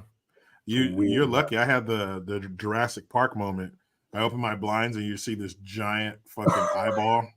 I was like, Barney, get the fuck out of here. You got to be stern with him. Get the fuck out of here, man. Okay. He'll go. Barney, what a guy. It's fucking wild, man. Fucking wild. So our hero, Matt Hunter, throws the suitcase bomb onto these gentlemen communists. Beautiful. He turns them into good communists. And the only good communist. Yeah. Yeah. I like that. I like that guy. He's flying like Peter Pan right there. I don't want to grow up. You won't. guys know that song by R. Kelly. I believe I can fly. Dude. Yeah, R. Kelly. Who sings that? Yeah. Okay. So sad. R. Kelly. He was such- an interesting such iconic character songs. too. He had an interesting end to his career. Dude, that's one of the greatest songs ever made. I believe I can fly. And yeah, for it to be attached to that really sucks. Yeah. No, I can't enjoy it. Well, what are you gonna do? So they show more of the chaos going on. The National Guard rationing, people lining up at the grocery store to get a dozen eggs, and they only have so many cans of soup left for people, and people are freaking out. The invasion USA is working by these commie bastards. They're throwing America into chaos. And more of these it's working. National Guardsmen show up, but no, they're commie bastards pretending to be American soldiers, and they start shooting everyone in front of the grocery store. Now we don't know who the fuck we can trust. And just guess who was there at the grocery store filming them running out of Campbell's chunky beef stew? Spunky McGee. Spunky McGee is everywhere at the right time. And guys, to avoid blinding rage, don't look at those prices in the window. Don't even look, because it's going to make you fucking angry and you're going to hurt somebody. R. Kelly is the P guy. Nelly is the guy that wears the Band-Aid on his cheek. Yeah, Nelly's cool. He hasn't done anything, but R. Kelly will piss on children for sure. Allegedly. We don't know. He's been convicted. He's been convicted. He's in prison right now. He's in the Hooskow. He's in the Clayton. Oh, yeah. He's in the booty house. Yep. Well, I hope he don't run out of money. They say wishes don't come true, huh? Dude, he better not run out of money, or he's going to be in big trouble. He can never run out of booty. So there you go. That's what, and if he doesn't want to test that theory, don't run out of money and everything. None the Miser says that piss was digital. None the Miser part of the defense team for R. Kelly. Here we don't give out official opinions because I don't know what I'm talking about here. So I do. The booty house. No thanks. That's right, man. You know what goes on in there. There's I don't have phobias. I'm not afraid of airplanes. I'm not afraid of like sharks, or I had an irrational fear of roller coasters that I broke just by getting on an upside down roller coaster. I wouldn't go on them for years, roller coasters, the big upside down ones. I just got on one. It's like, it was nothing. I knew it. But one fear I have that I just, prison, man, it just sounds like the worst thing ever. Having a family, wife, kids, and then just, you're there. It's concrete box. You're just there with animals, violent animals. And you're there because you cheated on your business or did something stupid like that. I had a dream. I don't know if it'd be a nightmare, but it really upset me. And this is funny because, dreams are always absurd. I'm a big fan of the comedian Adam Carolla. And I had a dream that he convinced me to rob a bank with him. And we did it, and we pulled it off. We didn't kill anyone. You know, we have all the money. We got it in a truck. He goes to his house. I go to mine. We're going to meet later. I literally had this dream. And I'm back at my house like, why the fuck did I do that? We're going to get caught. I'm not a bank robber. Why did I let this guy talk me into? And I was so upset because, you know, in your dream, it is real. It is really. And I wake up and I'm like, oh, praise God, that is not real. I do not have to worry about hiding money or anything. But in my dream, I'm like, I got to hide this money. I don't know what's going on. We're probably on camera. We're probably on cameras all over town. We're driving around. We used my car with my license plate. What am I thinking? Why did I let him talk me into this shit? And I was so upset about going to prison with Adam Carolla. And did you ever have a dream like that? Did you ever have You a are dream not a like good bank robber, Gig. No, I was the world's Your worst. truck. You drive right to your house. I was wearing my big man, Jericho. I was wearing my big man comics hat. You kept stopping and looking and smiling for the camera.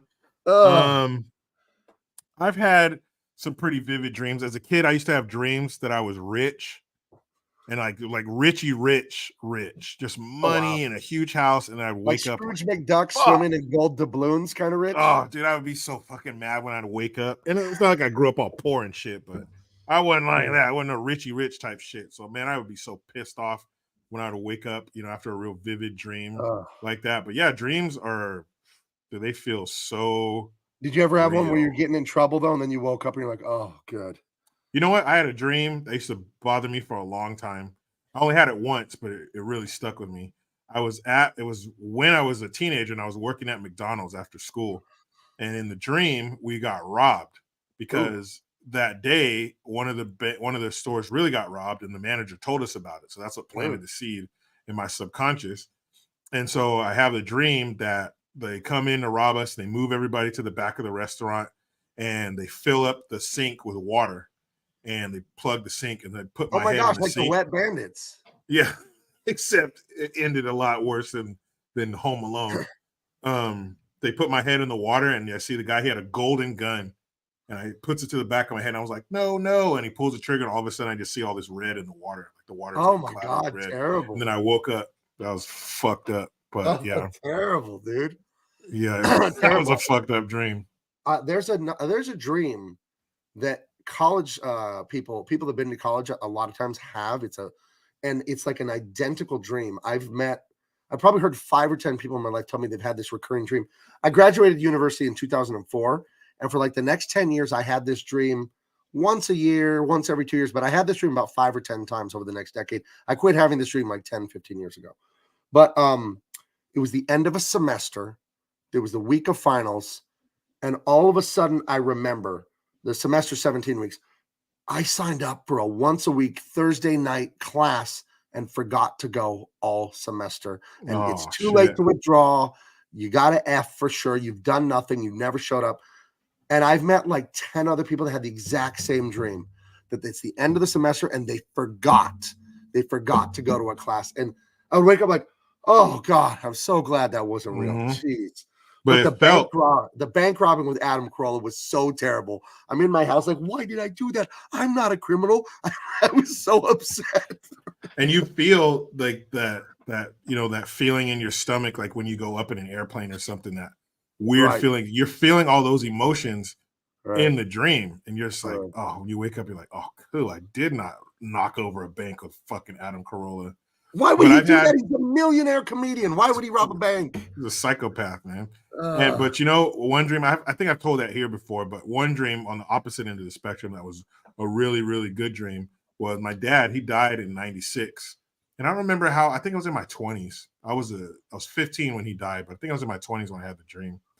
Or maybe my 30s. And I'm riding in a car and it's me. I don't remember who else was in the car, but he's sitting in the back seat right behind me. I'm in the passenger seat. And I don't remember if I said something to him or I looked at him, but I was looking forward and all of a sudden he just reached over around and he hugged me like from behind, like he wrapped his arms around me. And I remember it was this feeling of, I don't know, just warm. Warmth, relief, whatever. And I just started bawling and I woke up and I was crying for real. Oh, wow. But man, that was crazy. That was a crazy dream, but it was good. It was great to see my dad and all that stuff, but that one was a trip.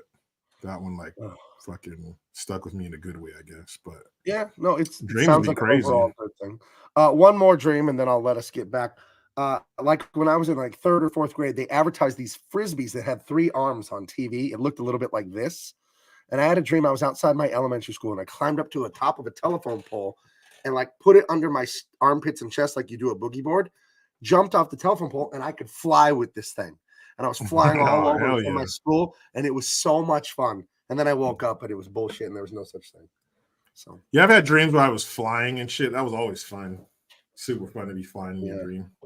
oh, I gotta tell another dream. I think I've told it on here before, but I've had 3 or 4 dreams that have literally like come true, and it's the weirdest, creepiest thing.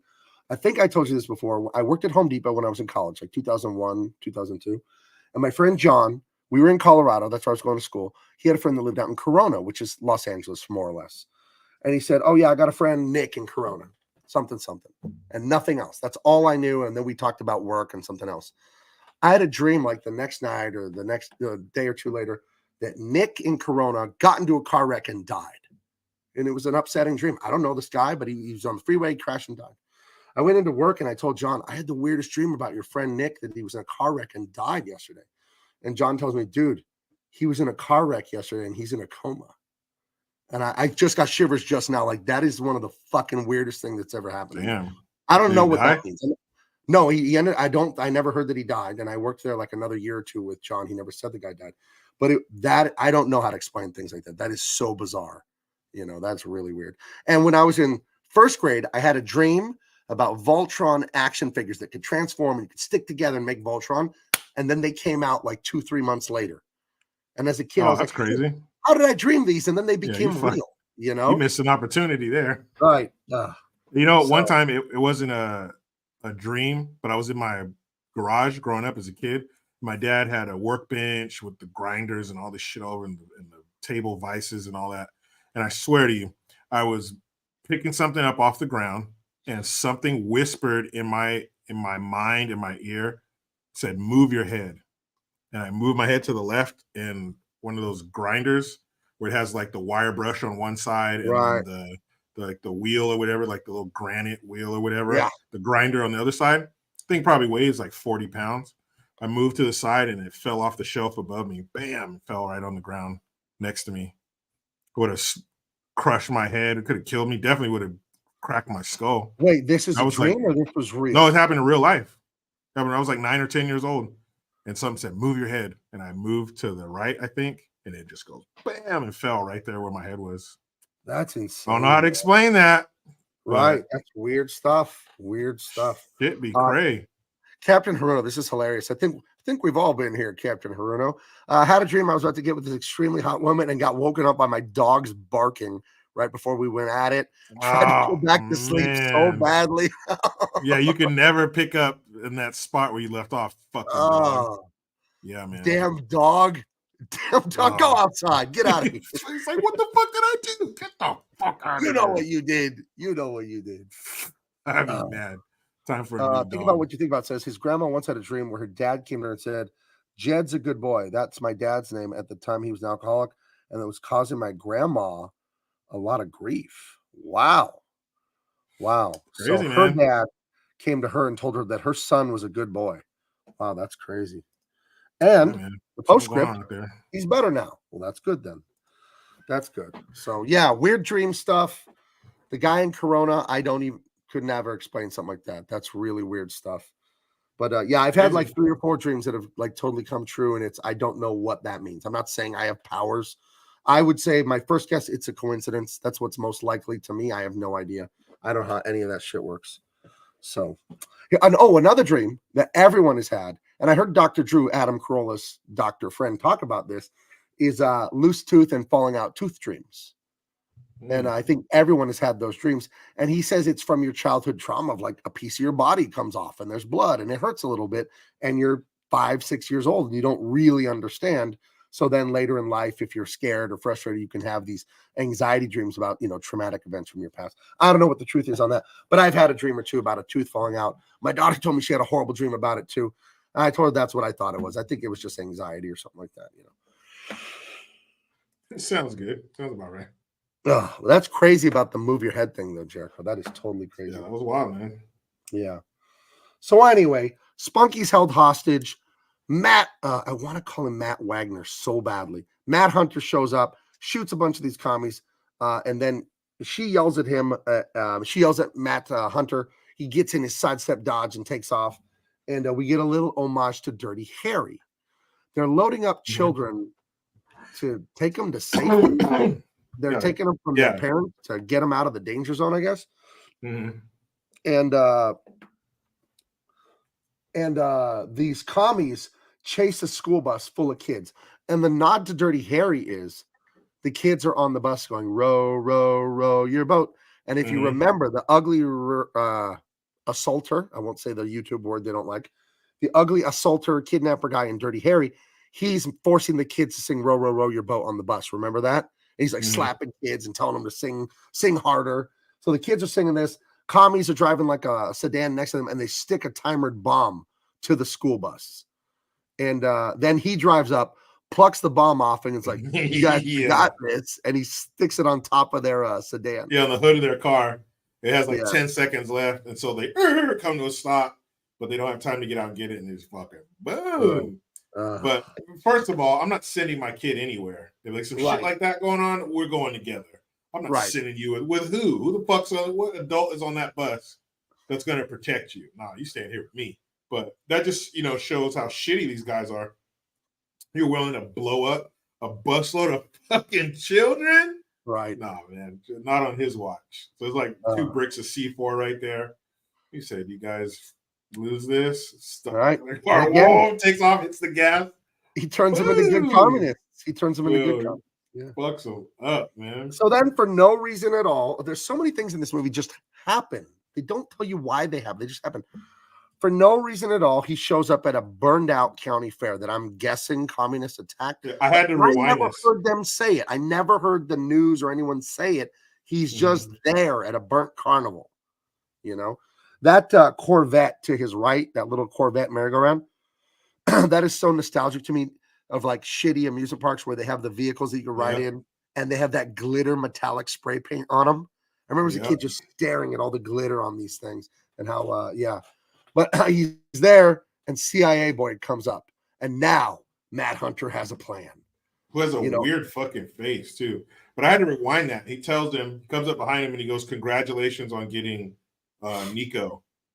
And something, or he said, tell that to these kids, like basically you're congratulating me for that, but I missed this, and then he says, for everyone that I get 100 make it through. So he's like, then he says, I can't stop them all, but Rostov can. So now he's basically saying, I need to go get that fucker and kill him so all this shit can stop. Right. And his plan is, okay, the U.S. government has a convention of like governors and military officials, and they set up a makeshift government in Atlanta, I think they said. So everything's going to be in these federal buildings in Atlanta. Why it's not in Washington, D.C. and all that, I don't know. Maybe it was cheaper to film in Atlanta. I couldn't tell you. Maybe they're not even in Atlanta. Who knows? But that's what they're doing.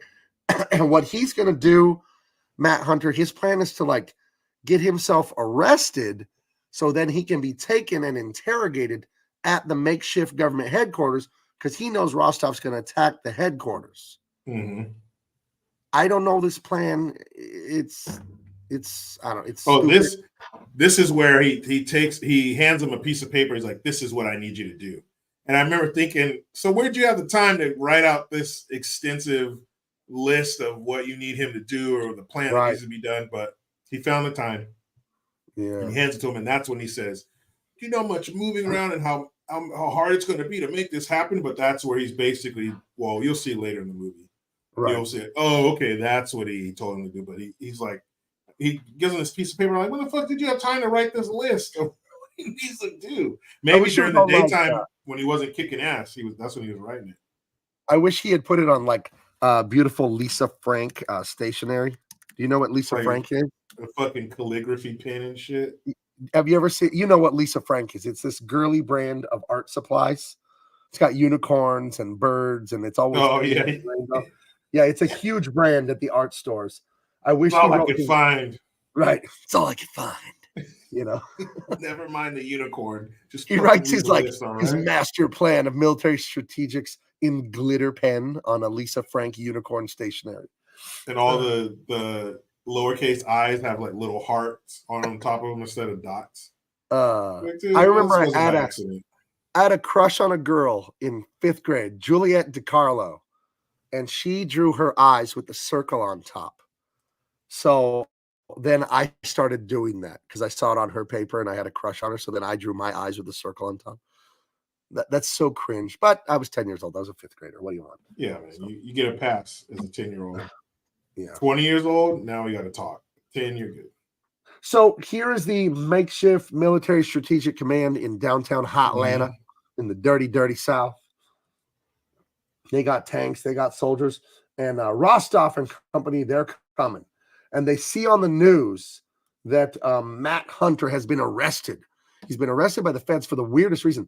They said he's killed a bunch of terrorists. He's a vigilante.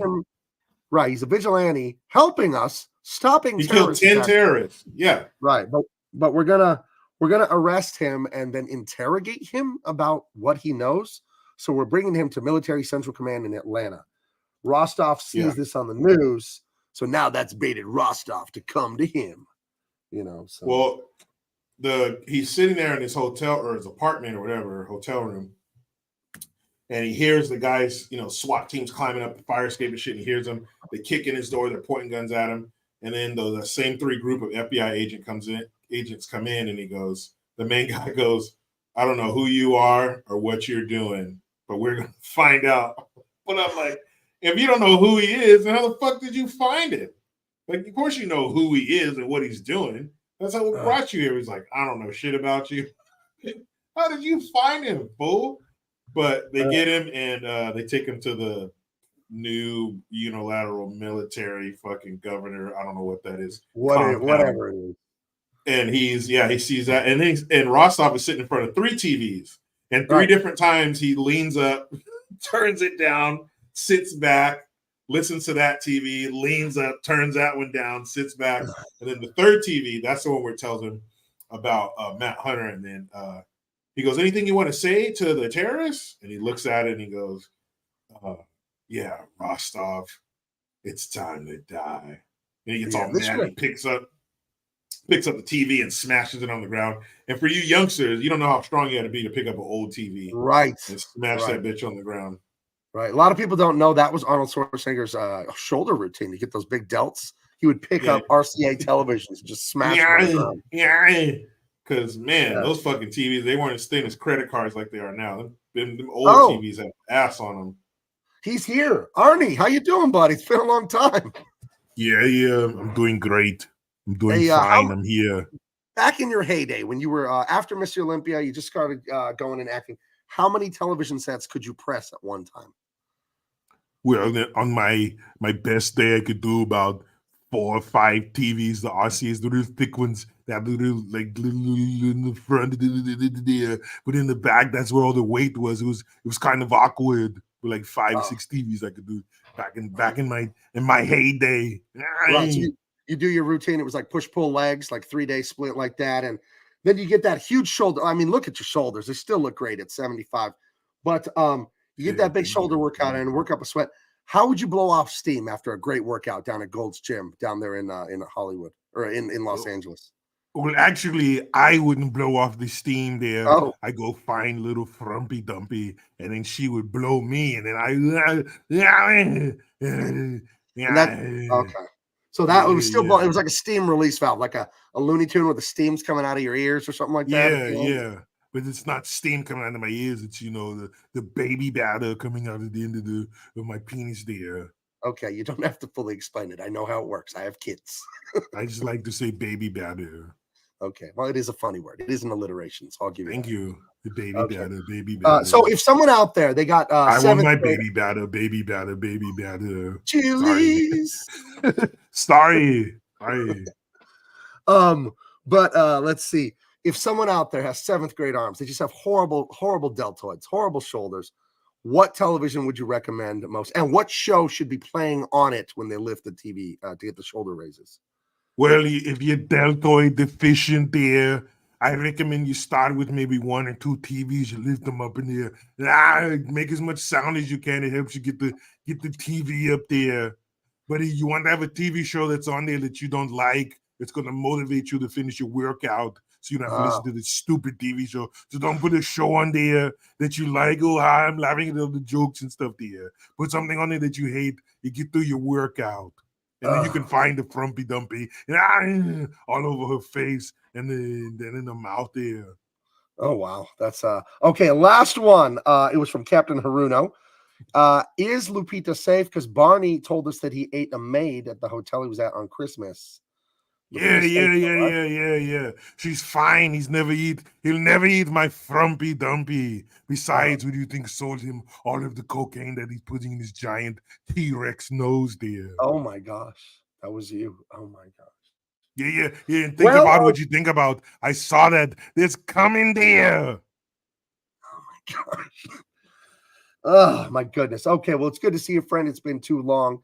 And we're gonna review your movie Running Man soon. So I hope you're here for that because I want to know how you came up with some of the brilliant one-liners in that movie. So that was a special movie to me. I'll be here. Okay, we'll see you then. Arnold Schwarzenegger, everyone, friend of the show. Anyway. All around good guy. All around. Great guy. Yeah. All I wonder around, if he's like a Magnavox man or an RCA man when he does those side shoulder raises with the TVs. I do wonder. Anyway. So Spunky's there. Matt. Spunky's always there. Right. So this is the part where he gets arrested. Spunky's like Santa Claus. She's always watching. So Rostov is pissed. We're gonna go there and kill that stupid Mad Hunter. They launch a full assault. The commies attack that Atlanta military building. They invade it, and they come in a helicopter. Rostov and a few of his men. The rest of the guys come on foot, and it's hundreds of guys. They're fighting the National Guard, tooth and nail, machine guns, army tanks. It's a crazy fight outside. And Rostov and his boys, they're going sweeping office to office in one of these buildings because they suspect this is where Matt Hunter has been taken to be interrogated.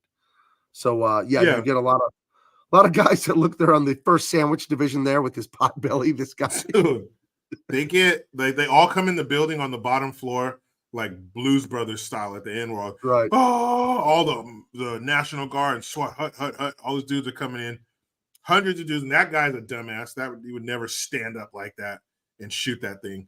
But they come in, and so Rostov is telling each guy's in front of a door. And he nods, and the guy kicks the door open. Brrr, nods to the next guy, kicks the door open. Brrr, just like 3 times. Dude, just tell everybody to go in a room and shoot somebody. But as they're shooting in these rooms, they realize when they're done, because they're just kicking the door open and basically closing their eyes and waving the gun around and shooting. When they realize, oh, shit, nobody's in here. And then, fat communist, impossible. They all starved to death. So they all look like those dogs on those Sarah McLachlan in the Arms of an Angel commercials. You can see their ribs and shit on their back. In the arms of the angel. That's what a communist looks like. Those little homeless dogs or whatever. Yeah, they're just fucking shaking and all wet and shit. Why did you beat me? I heard the great comedian Jay Moore doing a bit about that commercial. He's like, you got that dog with the runny mayonnaise coming out of his eye and shit. Yeah. He's all like shaking. Put that thing out of its misery. So these dumbasses are kicking the door open and shooting and realizing, oh, there's nobody in here. What the hell? So then Rostov, he realizes, oh, shit, it's a trap. And so he tells everybody, get out. But when they go, all the guys downstairs, when they go back in or when they go back out, the National Guard's waiting there for them, are weapons trained on them. There's helicopters and shit. But we forgot, before Matt Hunter comes in there and starts fighting these dudes, he's up on the roof. And so the helicopter pilot, he's sitting there waiting for these guys to come back, and he's kind of like, and he looks over and he sees Matt Hunter there. So he starts flipping on all the switches so he can turn the helicopter on and fly, and then Matt takes a rocket launcher. I told you, if you love rocket launchers, get a towel. Takes a rocket launcher, boom, blows up the helicopter. Another huge explosion on the roof. So now there's your fucking transportation, Rostov. Now where are you going to go? Right. Now it's they burn the boats, burn the bridges. They are stuck here. Fight it out. You can't go out the front door. because the National Guard's waiting, and you can't fly off the roof because your helicopter is on fire. I do like that Chuck Norris is hiding behind an inch and 3/8 of melamine to stop to stop that 5.56 round from killing him. I knew you were going to say this, and I have a prepared rebuttal to this. Look, if you guys have ever watched war movies, you'll see that, especially more recent ones, you'll see the soldiers wearing flak jackets or bulletproof vests, right? So they don't hit any vital organs and die. Right. And really, they're expensive. What you could do is get some pressed wood, some particle board, if you will. Right.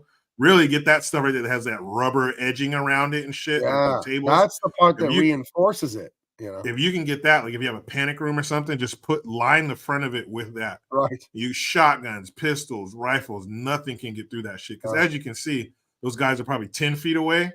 Right. And you would think, no, those bullets are going to go through that wooden table like a hot knife through fucking butter. But you're wrong. You get that pressed wood, that kind of, particle board, cork board kind of thing. That's what you want to get behind. That's what you want to get behind if somebody's shooting at you, because it's going to bounce off of it like it's steel. So people like you, it's wood. No, you get the right shit, that wood will stop a bullet. Obviously. Okay. Look. Okay. All right. Well, no, I believe you. I debated my uncle about this when I was in 7th grade, and he told me there were certain types of oriented strand board, melamine, pressed particle board that could stop the 300 blackout, the 223, the 5.56 point blank range. So there you go. It's happening right in front of you in real time. In case you guys needed proof, watch this movie and you'll be like, I like this. He's right. I like that I caught this moment here that you see the blood splatter coming off that guy with the red hat. Yeah, and then squib.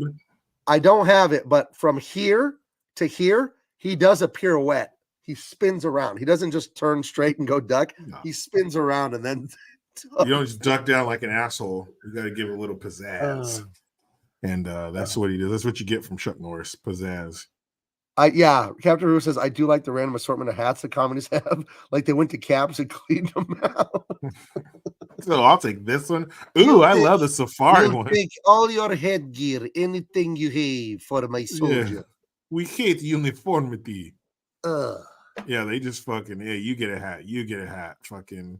And so, he's spraying these fools up. Brat, brat, brat. Everybody's getting a little bit of the mini Uzi. And so Rostov goes back to the roof and tries to go to the helicopter, but Chuck Norris is waiting there, and they open the door, and he gives them a burst of the double Uzi, so they run back inside, and then that's when he chases them back inside and really gets the party started. And then it seems like they're the last two alive.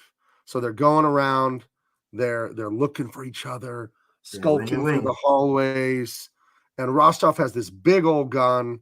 Chuck Norris's Uzi's run out of ammo, so he picks up another. And then he picks up another folding rocket launcher. So they both have. Rostov has a big rifle, some sort of big machine gun, and Norris has a rifle. So they're fighting it out. Cool slow-mo flip. It's nice. They box it out. Yeah, you're not whooping Chuck Norris's ass. It ain't happening. And he's doing that in jeans. And not just any jeans. These are 1985 nut huggers, dude. Yeah, these are Levi nut huggers. His nuts are squealing right now.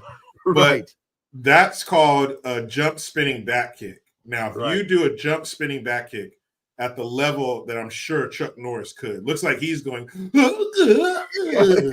looks like he's getting a little special treatment from a lady friend here.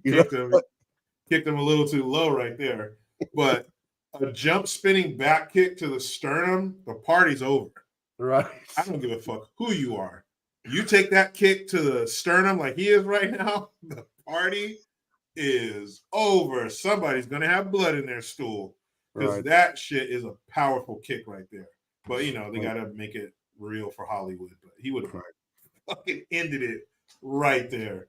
Then downstairs, they're having it out. The commies are fighting out with the soldiers. Yeah, the National Guard is getting the upper hand on the commie bastards, so that's good. Yeah.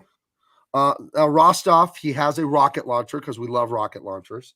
Mm-hmm. He can't find Chuck Norris after that kick. He kicked him in the next week, and they're now looking for each other again. The commies surrender with all their different colorful hats and ethnicities. And then Rostov's, I should have put that one there. That one's out of order. He's kind of going around, and behind him, Chuck Norris rolls up. Look at that snakeskin belt buckle. Ladies, Right. take a break if you need to, because I know you're about to jizz on yourself. Look at that belt buckle right there. That's snakeskin, baby. Right.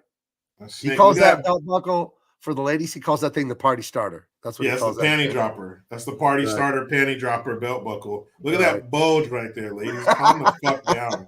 Calm down.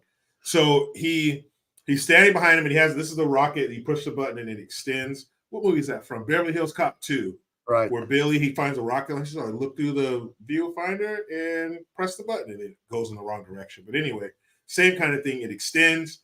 Rostov hears that, and he knows I'm cooked. I'm fucking cooked in here. And let's talk about a little thing called overpressure. Because if you're inside of a room and you shoot a rocket launcher, we're going to have blood coming out of your ears, possibly your nose. The overpressure is going to be fucking crazy in there. You might get a concussion, could kill you. But he spins around and he goes, and he figures, fuck it, I'll try and shoot my rocket before Chuck shoots his.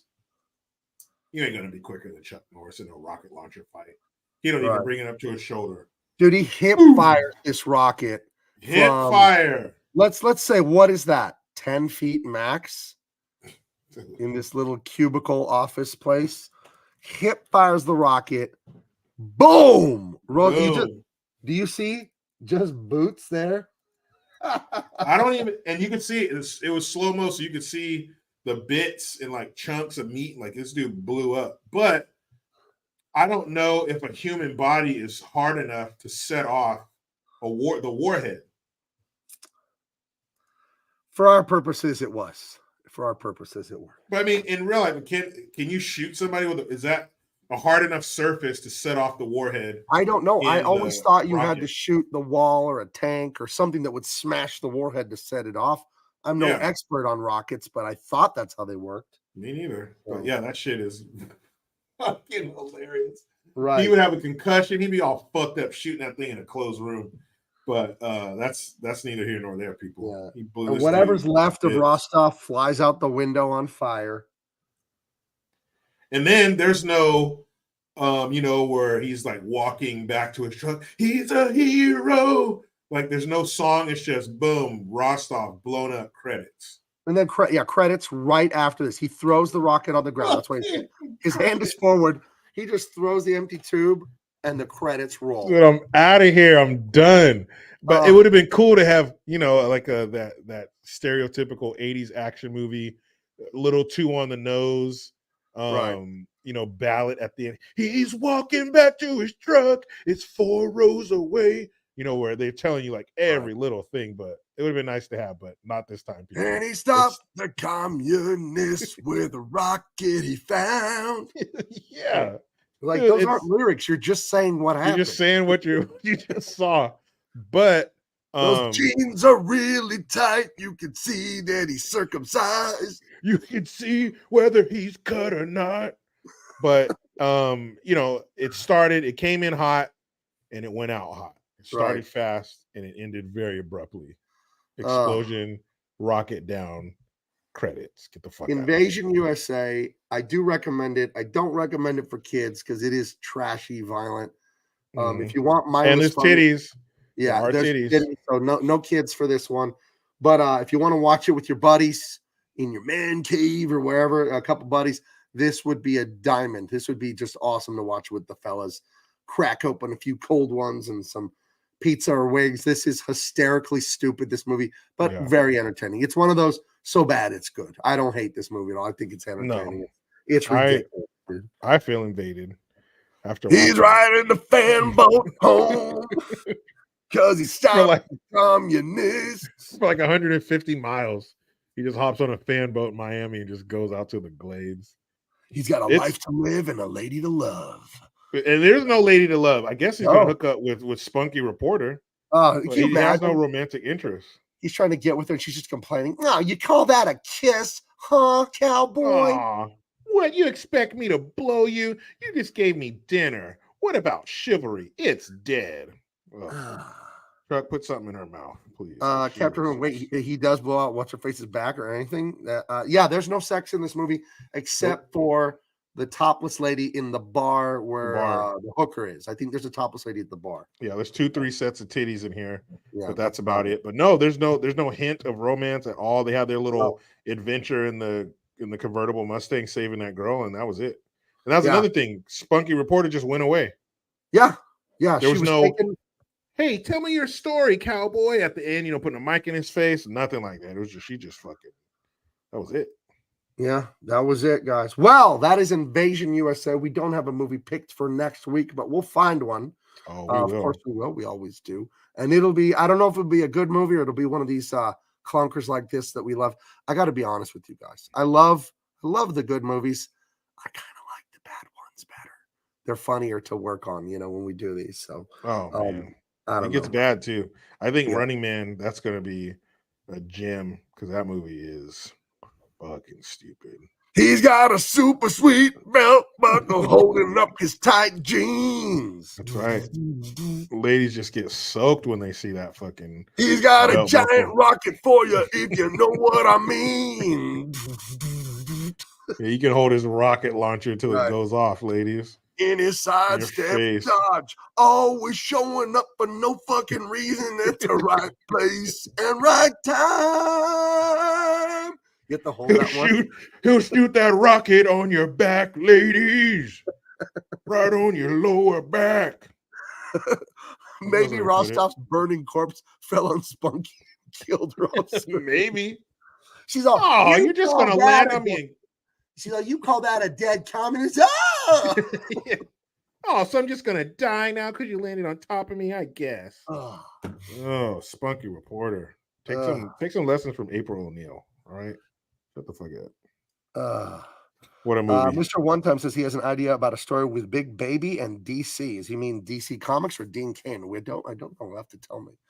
Guys, I don't know if Big Baby needs a sidekick. Oh, Big Baby's a force of nature. She's got me doing everything she wants. I am her lackey. I'm doing her bidding. Yeah, she has mind control. That's her power. That's her power. My goodness. Yes. So she's into feeding the chickens in the backyard now. That's her new thing. She loves to see.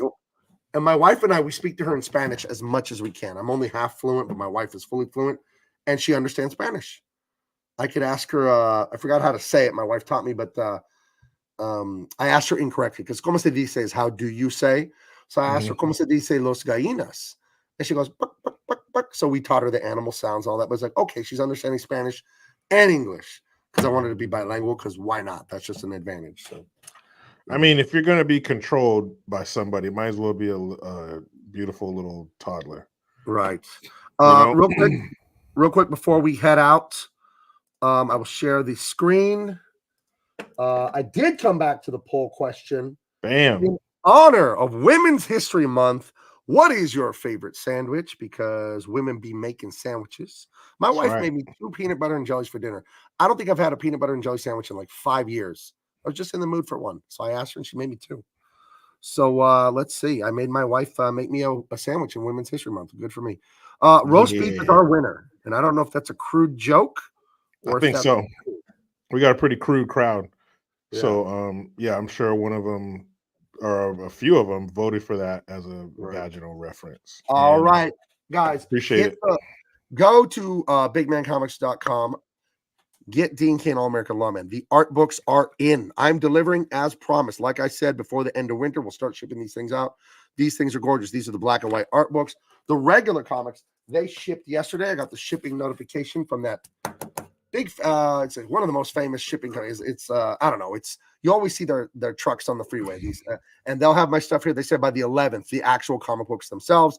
I'll get the foil covers. I'll be getting those late next week, I believe. But this stuff, it's coming to me. It's finished. It's beautiful. We did all our spell checking. We got it all edited up.